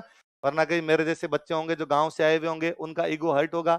मैं तो फिर भी दुबला पतला था, उन अंकल का कर भी नहीं सकता था, कोई बाटा मार देगा बाहर निकल कि अंकल को बाहर आने दे रहे, साइन नहीं कर रहा, इतना हो रहा है। क्योंकि उस दिन मेरे को ऐसे लगा था कि इनकी कार तो फोड़ ही दूं और तो कुछ नहीं कर सकता, पर मेरे डर लगता था पुलिस थाना वहां पास में था कि अंकल पुलिस को पकड़वा देंगे कहीं पे, इसलिए कभी भी साइन के लिए मना करना। स्टूडेंट है यार, क्या फ्रॉड करेगा है, क्या 420 कर लेगा अपने से। तो आप भी आरएस लगोगे सारे के सारे, आपके पास एक मोहर होगी, वो मोहर ठोक के साइन कर सकते हो, वो होगा अटेस्टेड। क्या होगा भाई, बात समझ में? हाँ, डाक टिकट से तुम यहाँ ले आइए। अभी भी तेरे को डाक टिकट तो फिर भी नहीं समझ में आया मरा दिया, आ गया ये करे, आ गया तू, तेरी माथा बची, बंद कर, आगे बढ़ा अपने। चलो ठीक है, लिखो। हाँ अच्छा, तुम्हें लगा विजय स्तंभ में अंदर जाने के लिए जो टिकट लगता है वो विजिटर्स टिकट अलग होता है। अरे बस बस, जो टेबल बजाएगा उसे 500 रुपए एक्स्ट्रा लिए जाएंगे। पीछे वालों ध्यान रखना रहे, और कैमरे में से फोटो निकाल लेना आज किस किसने बजाई है, क्योंकि टेबल टूट जाती है भाई साहब, स्क्रू ढीले हो जाते हैं। इसलिए जो टेबल बजा सकते हो कोई दिक्कत नहीं है, पर उनको फीस क्या देनी पड़ेगी, थोड़ी सी एक्स्ट्रा। तो जब सेकंड इंस्टॉलमेंट लेंगे तो हम देख लेंगे कि कौन सी टेबल के स्क्रू किसने हिलाए हैं, फिर उतने रुपए आपसे क्या ले लिए जाएंगे एक्स्ट्रा। लिखो है, पूरी दे दी फीस, पैसे वाले लोग, वेरी गुड। कितने लोग हैं जिन्होंने पूरी फीस जमा करवा दी?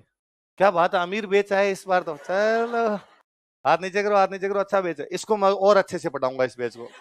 पैसे वाले लोग हैं भाई, कई बेच गरीब से आ जाते हैं एकदम, और सर हमने तो एक भी जमा नहीं करवाई अभी तक, करवाएंगे हम। चलो लिखो, यह है राजस्थान की पहली इमारत है, यह है राजस्थान की पहली इमारत है, it is first building of Rajasthan.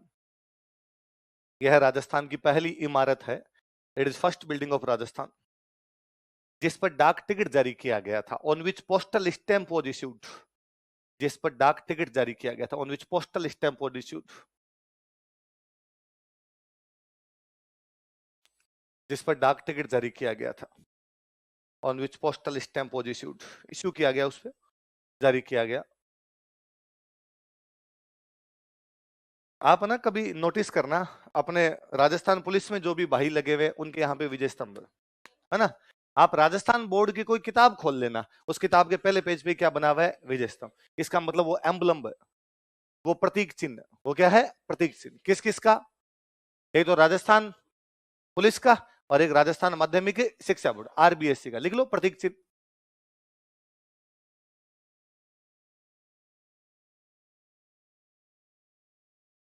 एक तो राजस्थान पुलिस, एक राजस्थान माध्यमिक शिक्षा बोर्ड, इंग्लिश में लिखना Rajasthan board of secondary education, RBSC, Rajasthan board of secondary education.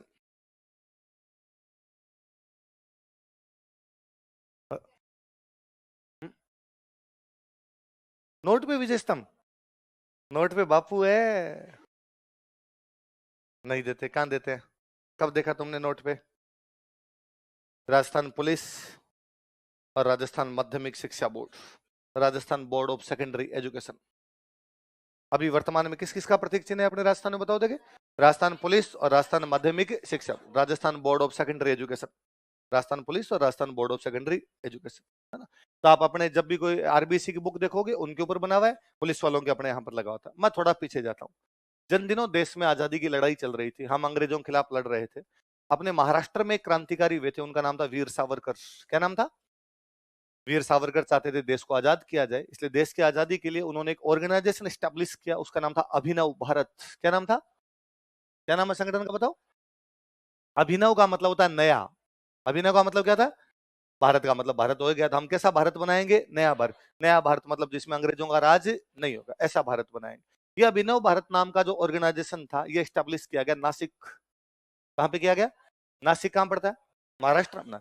पर कहते हैं इसका जो ऑफिस हुआ करता, हेड ऑफिस जो नासिक के अंदर था, अब मान लो मैं अभिनव भारत का मेंबर बनना चाहता हूँ, मैं अंग्रेजों के खिलाफ लड़ना चाहता हूँ, मैं गया ऑफिस में, मैंने कहा कि सर फॉर्म दीजिए, मैं भी मेंबर बनना चाहता हूँ, काम बम फेंकना बताओ, मैं भी फेंक दूंगा। तो वो कहते हैं कि पहले रुक, पहले अंदर आओ ऑफिस में अंदर ले जाके सामने एक विजय स्तंभ का फोटो लगा हुआ था, किसका फोटो है, और उसके आगे प्रतिज्ञा करवाते कि मैं कसम खाता हूं कि जिस प्रकार कुंभा ने दुश्मनों से अपने देश की रक्षा की थी, वैसे ही मैं अंग्रेजों से हमारे देश की क्या करूंगा, रक्षा। किसके आगे कसम खिलवाते, क्योंकि उनका प्रतीक चिन्ह भी क्या था, ये बहुत बड़ी बात है। उन दिनों में जब राजस्थान भारत का हिस्सा भी नहीं था, उन दिनों में चित्तौड़ का एक विजय स्तंभ महाराष्ट्र के किसी एक संगठन का प्रतीक चिन्ह है। भाई राजस्थान पुलिस और राजस्थान माध्यमिक शिक्षा बोर्ड का तो होना ही चाहिए, विजय स्तंभ नहीं होगा तो क्या होगा, पर महाराष्ट्र का कोई संगठन यदि इसको प्रतीक चिन्ह बनाता है उन दिनों में जब हम उसका हिस्सा भी नहीं थे, ये बड़ी बात है अपने आप में। इसका मतलब कुंभा उस समय भी उन लोगों को मोटिवेट कर रहा है। लिख लो, तीसरा लिख लो, अभिनव भारत।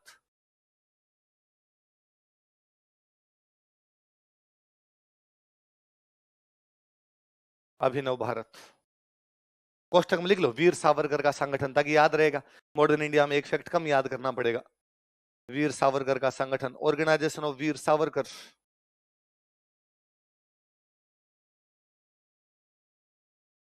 वीर सावरकर का संगठन, ऑर्गेनाइजेशन ऑफ वीर सावरकर।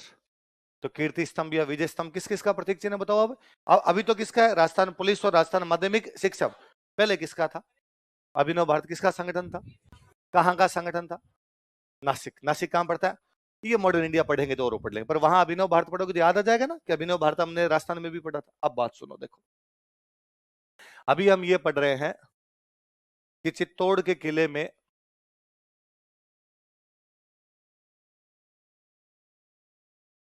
चित्तौड़ के किले में एक 9 मंजिल की इमारत है। कितने मंजिल की है, जो कि कुंभा ने बनवाई।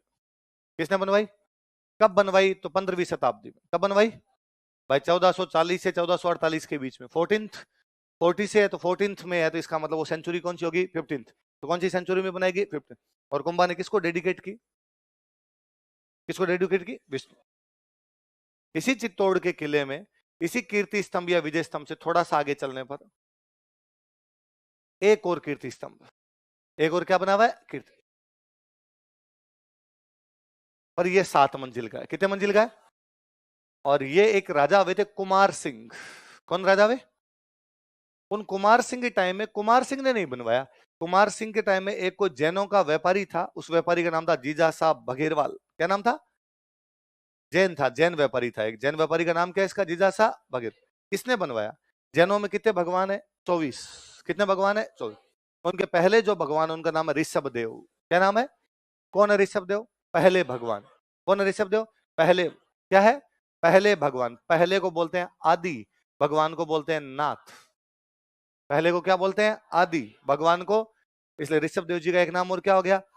तो उन्होंने किसको डेडिकेट किया, अपने आदिनाथ, इसलिए इसको बोलते हैं आदिनाथ स्तंभ। क्या बोलते हैं, तो क्यों बोलते हैं आदिनाथ स्तंभ, किसको डेडिकेट किया गया, किसको, आदिनाथ जी। आदिनाथ जी के तो ऋषभ देव जी के तो एक ही बात है। इसका मतलब है चित्तौड़ के किले में 2 कीर्ति स्तंभ है, एक कितने मंजिल का, दूसरा कितने मंजिल का। एक किसने बनवाया, दूसरा किसके टाइम में, किसने बनवाया, कौन था, जीजा साहब अग्रवाल, एक जैन व्यापारी। कौन था, जैन व्यापारी। ये कौन सी शताब्दी का है, ये कौन सी शताब्दी का है, 12वीं।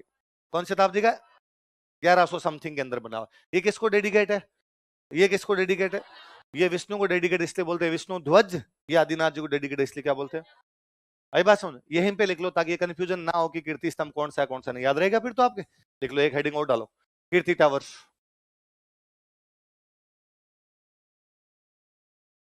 कीर्ति स्तंभ,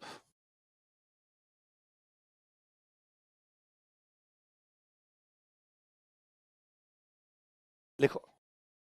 यह है चित्तौड़ के किले में एक 7 मंजिला इमारत है। It is a 7 floor building in Chittor fort. यह है चित्तौड़ के किले में एक 7 मंजिला इमारत है। It is a 7 floor building in Chittor fort. यह है चित्तौड़ के किले में एक 7 मंजिला इमारत है। It is a 7 floor building in Chittor fort. यह है चित्तौड़ के किले में एक 7 मंजिला इमारत है। लाइन चेंज करके लिखो। 12वीं शताब्दी में, इन 12th सेंचुरी एडी, 12वीं शताब्दी में, in 12th century AD, Kumar Singh के शासन काल में, during regime of Kumar Singh, Kumar Singh के शासनकाल में, during regime of Kumar Singh, Kumar Singh के शासनकाल में, during regime of Kumar Singh,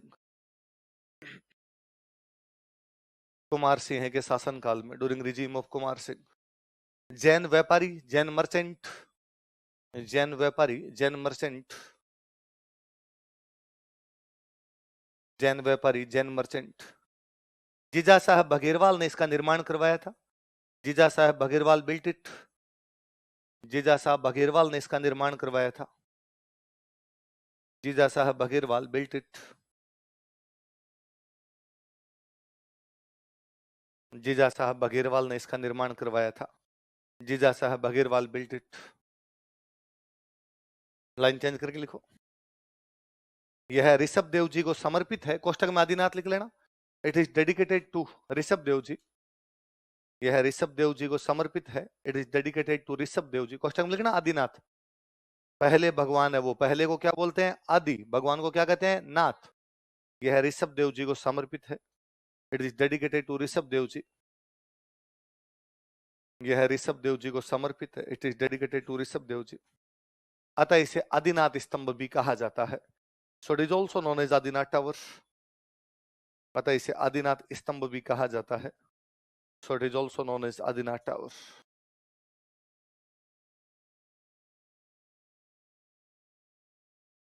अतः इसे और क्या कहा जाता है? आदिनाथ स्तंभ। तो चित्तौड़ के किले में कितने कीर्ति स्तंभ है? 2। एक किसने बनवाया? कुंभा। एक किसने बनवाया? जीजासा बघेरवाल। कुंभा ने कब बनवाया? 15वीं शताब्दी। इन्होंने कब बनाया? 12वीं शताब्दी। कुंभा वाला कितनी मंजिल का? 9। ये वाला कितना? 7। कुंभा वाला किसको डेडिकेट? विष्णु। ये वाला ऋषभ देव जी का दोया आदिनाथ। याद रह जाएगी बात? इसको बॉक्स में अलग से बंद कर देना, अलग से पता चल जाए कि भाई कुंभा के टाइम का नहीं है, पहला है, पर हमने इसलिए पढ़ लिया कि एक साथ कंफ्यूजन ना बढ़े कोई। मेवाड़ में एक राइटर वे, उन राइटर का नाम था कवि राजा श्यामल दास जी। क्या नाम है? मेवाड़ के एक राइटर है, अब बहुत बाद के 1880 के आसपास के एक राइटर है। और राइटर का नाम क्या बताओ देखे? कवि राजा श्यामल। और इन्होंने एक बुक लिखी, उस बुक का नाम है वीर विनोद। क्या नाम है बुक का बताओ? किसकी बुक है वीर विनोद? और उस बुक में कहते हैं कि मेवाड़ में टोटल 84 किले हैं। कितने किले? 84 फोर्ट है। उनमें से 32 फोर्ट किसने बनवाए थे? किसने बनवाए थे? तो अब कोई पूछे कुंभा ने मेवाड़ के कितने में से कितने किले बनवाए थे? 84 में से 32। ऐसा कौन सी किताब बताती है? वो किताब किसकी है? कवि राजा श्यामल दास। लिखो, कवि राजा श्यामल दास जी की पुस्तक वीर विनोद के अनुसार, according to book Veer Vinod of Kavi Raja Shyamal Das ji, कवि राजा श्यामल दास जी की पुस्तक वीर विनोद के अनुसार, according to book Veer Vinod of Kavi Raja Shyamal Das ji, कवि राजा श्यामल दास जी की पुस्तक वीर विनोद के अनुसार, according to book Veer Vinod of Kavi Raja Shyamal Das ji, कवि राजा श्यामल दास जी की पुस्तक वीर विनोद के अनुसार, कुंभा ने मेवाड़ के 84 में से 32 किले बनवाए थे। Kumbha built 32 forts out of 84 of Mewar. Kumbha ने मेवाड़ के 84 में से 32 किले बनवाए थे। Kumbha built 32 forts out of 84 of Mewar. Kumbha ने मेवाड़ के 84 में से 32 किले बनवाए थे। Kumbha built 32 forts out of 84 of Mewar. Mewar के कितने में से कितने किले बनवाए थे? 84 में से 32। किसने बनवाए? कुंभा। ऐसा कौन कहता हमें? कवि राजा श्यामल दास जी। अपनी कौन सी बुक में? थोड़े मुख्य मुख्य किले पढ़ लेते हैं। पहला किला लिखो कुंभलगढ़। कुंभा की एक रानी थी, उसका नाम था कुंभल देवी। क्या नाम था? इसलिए किले का नाम क्या रख दिया गया? कुंभलगढ़। राजसमंद जिले में। कौन से जिले में? कोष्टक में राजसमंद लिख सकते हैं।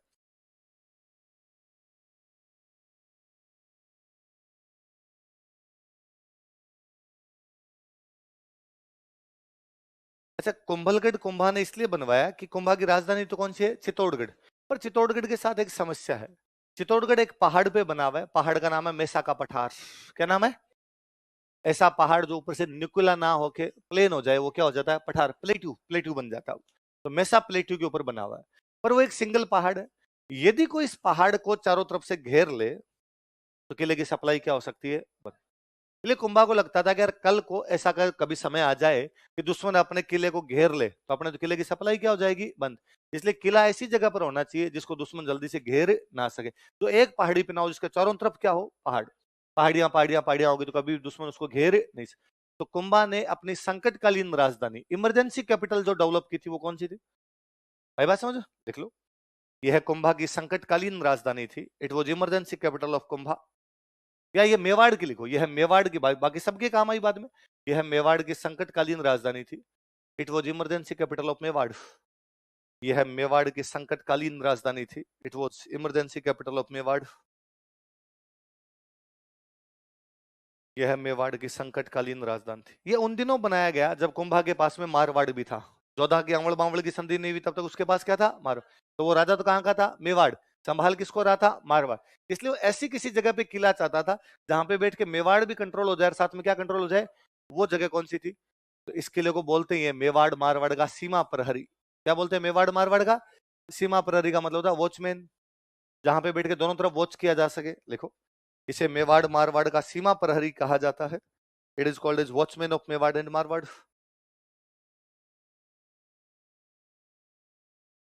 इसे मेवाड़ मारवाड़ का सीमा प्रहरी कहा जाता है। It is known as watchman of Mewar and Marwar.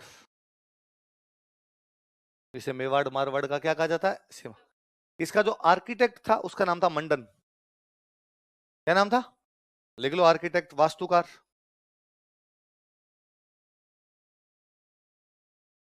क्या नाम है वास्तुकार का,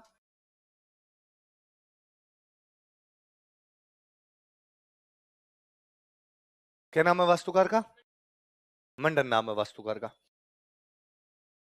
अब कहा गया कि भाई ये ऐसा बनाया जाए कि इसके चारों तरफ दुश्मन घेर ना सके। तो इसका जो परकोटा बनाएगा, परकोटा समझते हो, रैम्पार्ट, इसकी जो 4 दीवारी है, इसका जो परकोटा है उसकी लंबाई है 36 किलोमीटर। कितने किलोमीटर है, लिखो, परकोटे की लंबाई, लेंथ ऑफ रैम्पार्ट, परकोटे की लंबाई, लेंथ ऑफ रैम्पार्ट बराबर लिखो 36 किलोमीटर, 36 किलोमीटर। कितनी लंबाई है इसकी, 36 किलोमीटर। अब लो बताओ, 36 किलोमीटर का परकोटा है, अब इसके चारों तरफ लगाओ सेना। कितनी दूर तक सेना लगाओगे, कभी भी आप किले को घेरे नहीं। पर दीवार जब लंबी होगी ना तो उसको चौड़ी भी करनी पड़ेगी। इसकी चौड़ाई इतनी है कि 4 घोड़े एक साथ दौड़ सकते हैं। कितने घोड़े एक साथ दौड़ सकते हैं, 4 लेन हाईवे है, देखो चौड़ाई, विड्थ, चौड़ाई बराबर लिखो 4 घोड़े एक साथ दौड़ सकते हैं। 4 horses can run together, 4 घोड़े एक साथ दौड़ सकते हैं। 4 horses can run together।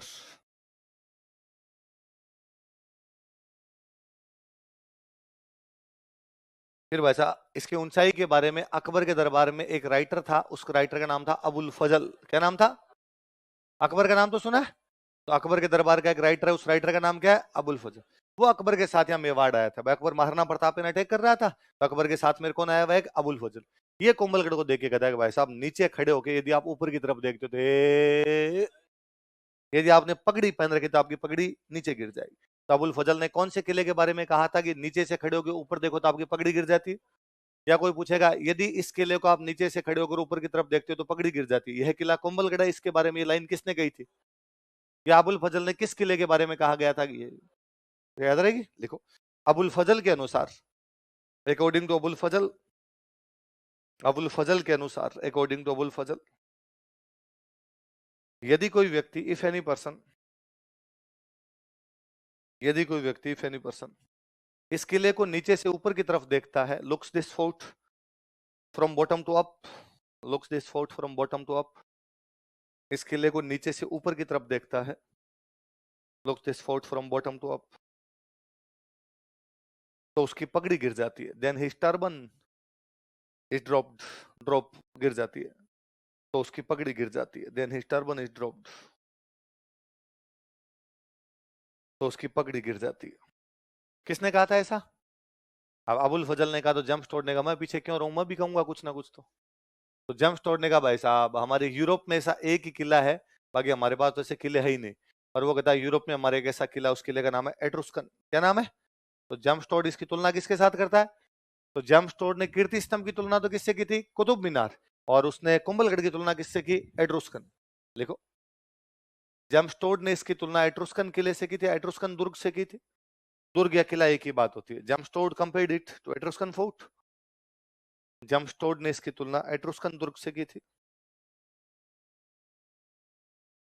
जमस्टोड compared it to Etruscan fort. जमस्टोड ने इसकी तुलना किससे की थी? एट्रुस्कन दुर्ग। एट्रुस्कन दुर्ग से की थी। इस किले में सबसे ऊपर जो जगह बनी हुई उस जगह का नाम है कटारगढ़। क्या नाम है? और कहते हैं इसमें कुंभा खुद रहा करता था। और ये इतना ऊपर बना हुआ है कि यहाँ पर यदि कोई बंदा बैठ जाए तो पूरा मेवाड़ नजर आए। इसका नाम ही पड़ गया मेवाड़ की आंख। क्या नाम पड़ गया? लिख लो। इसका सबसे ऊपरी भाग कटारगढ़ है। इसका सबसे ऊपरी भाग कटारगढ़ है। It's highest place is Katargarh. इसका सबसे ऊपरी भाग कटारगढ़ है। It's highest place is Katargarh. जो कुंभा का निजी आवास था, which was personal residence of Kumbha. जो कुंभा का निजी आवास था, which was personal residence of Kumbha. जो कुंभा का निजी आवास था, which was personal residence of Kumbha. जो कुंभा का निजी आवास था, इसे मेवाड़ की आंख कहा जाता है। It is called as eye of Mewar. इसे मेवाड़ की आंख कहा जाता है। It is called as eye of Mewar. इसे मेवाड़ की आंख कहा जाता है। वही कोई महल मालिया दरगाह मस्जिद कुछ ही बनेगा तो उनके बाहर क्या लगेंगे? अभिलेख। ऐसे अभिलेख जिनमें राजाओं की प्रशंसा होती है उनको क्या बोलते हैं? प्रशस्ति। तो इसके बाहर लगी हुई है कुंभलगढ़ प्रशस्ति। क्या लगी हुई है? वही 1460 की कीर्ति स्तंभ। ये दोनों ही कब की आपकी? 1400। अच्छा बताओ, कीर्ति स्तंभ प्रशस्ति किस किसने लिखी? अत्रि भट्ट और महेश भट्ट। किस किसने लिखी बताओ? अत्रि भट्ट और, यहाँ पे अत्रि भट्ट नहीं आया, खाली आलिया भट्ट के पापा ही आए। आलिया भट्ट के पापा का नाम क्या है? बस लिख लो। कुंभलगढ़ प्रशस्ति का लेखक, राइटर ऑफ कुंभलगढ़ यूलॉजी।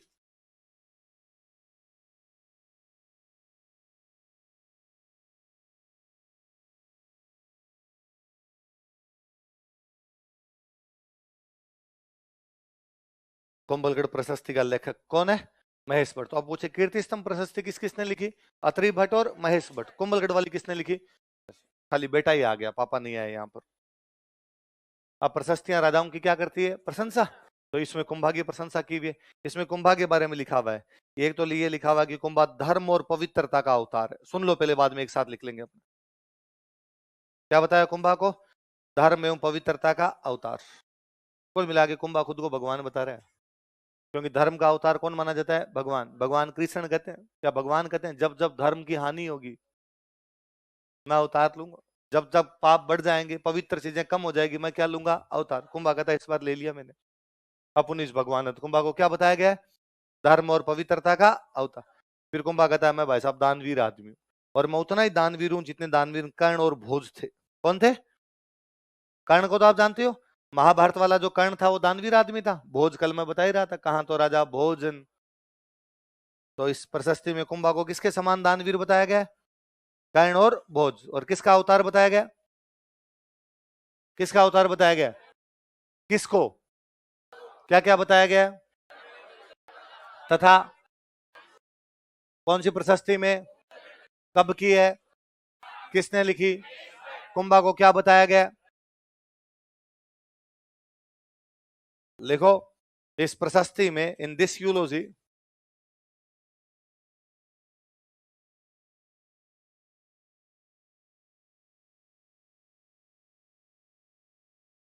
इस प्रशस्ति में, इन दिस यूलॉजी, कुंभा को धर्म एवं पवित्रता का अवतार तथा कर्ण एवं भोज के समान दानवीर बताया गया है। कुंभा इज मेंशन्ड, मेंशन किया गया उसे। Kumbha is mentioned as incarnation of religion and piousness. Kumbha is mentioned as incarnation of religion and piousness. Kumbha को धर्म एवं पवित्रता का अवतार तथा कर्ण व भोज के समान दानवीर बताया गया है। Kumbha is mentioned as incarnation of religion and piousness and donor like Karna and भोज।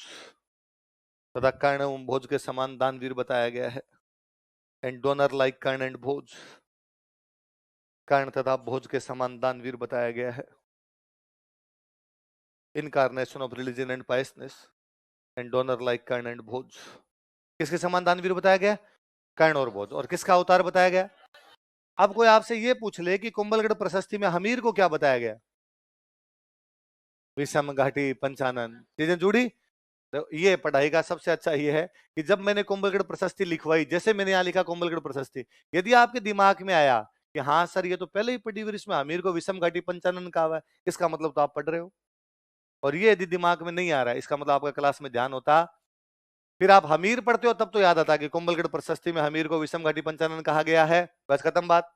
फिर कुंभलगढ़ प्रशस्ति का आपका कोई भी लेना देना, फिर कुंभा पढ़ते हो तो वापस पढ़ते हो कुंभलगढ़ प्रशस्ति में कुंभा को धर्म एवं पवित्रता का अवतार और कर्ण एवं भोज के समान क्या बताया गया, वरना आप दोनों एक साथ याद करना है कि इसी प्रशस्ति में दोनों की बातें, पूरे वंशावली बताया करते थे राजाओं की, तो सबके बारे में थोड़ी थोड़ी बातें लिखी हुई, तो हमीर के बारे में लिखा, किसके बारे में लिखा, कुंभा।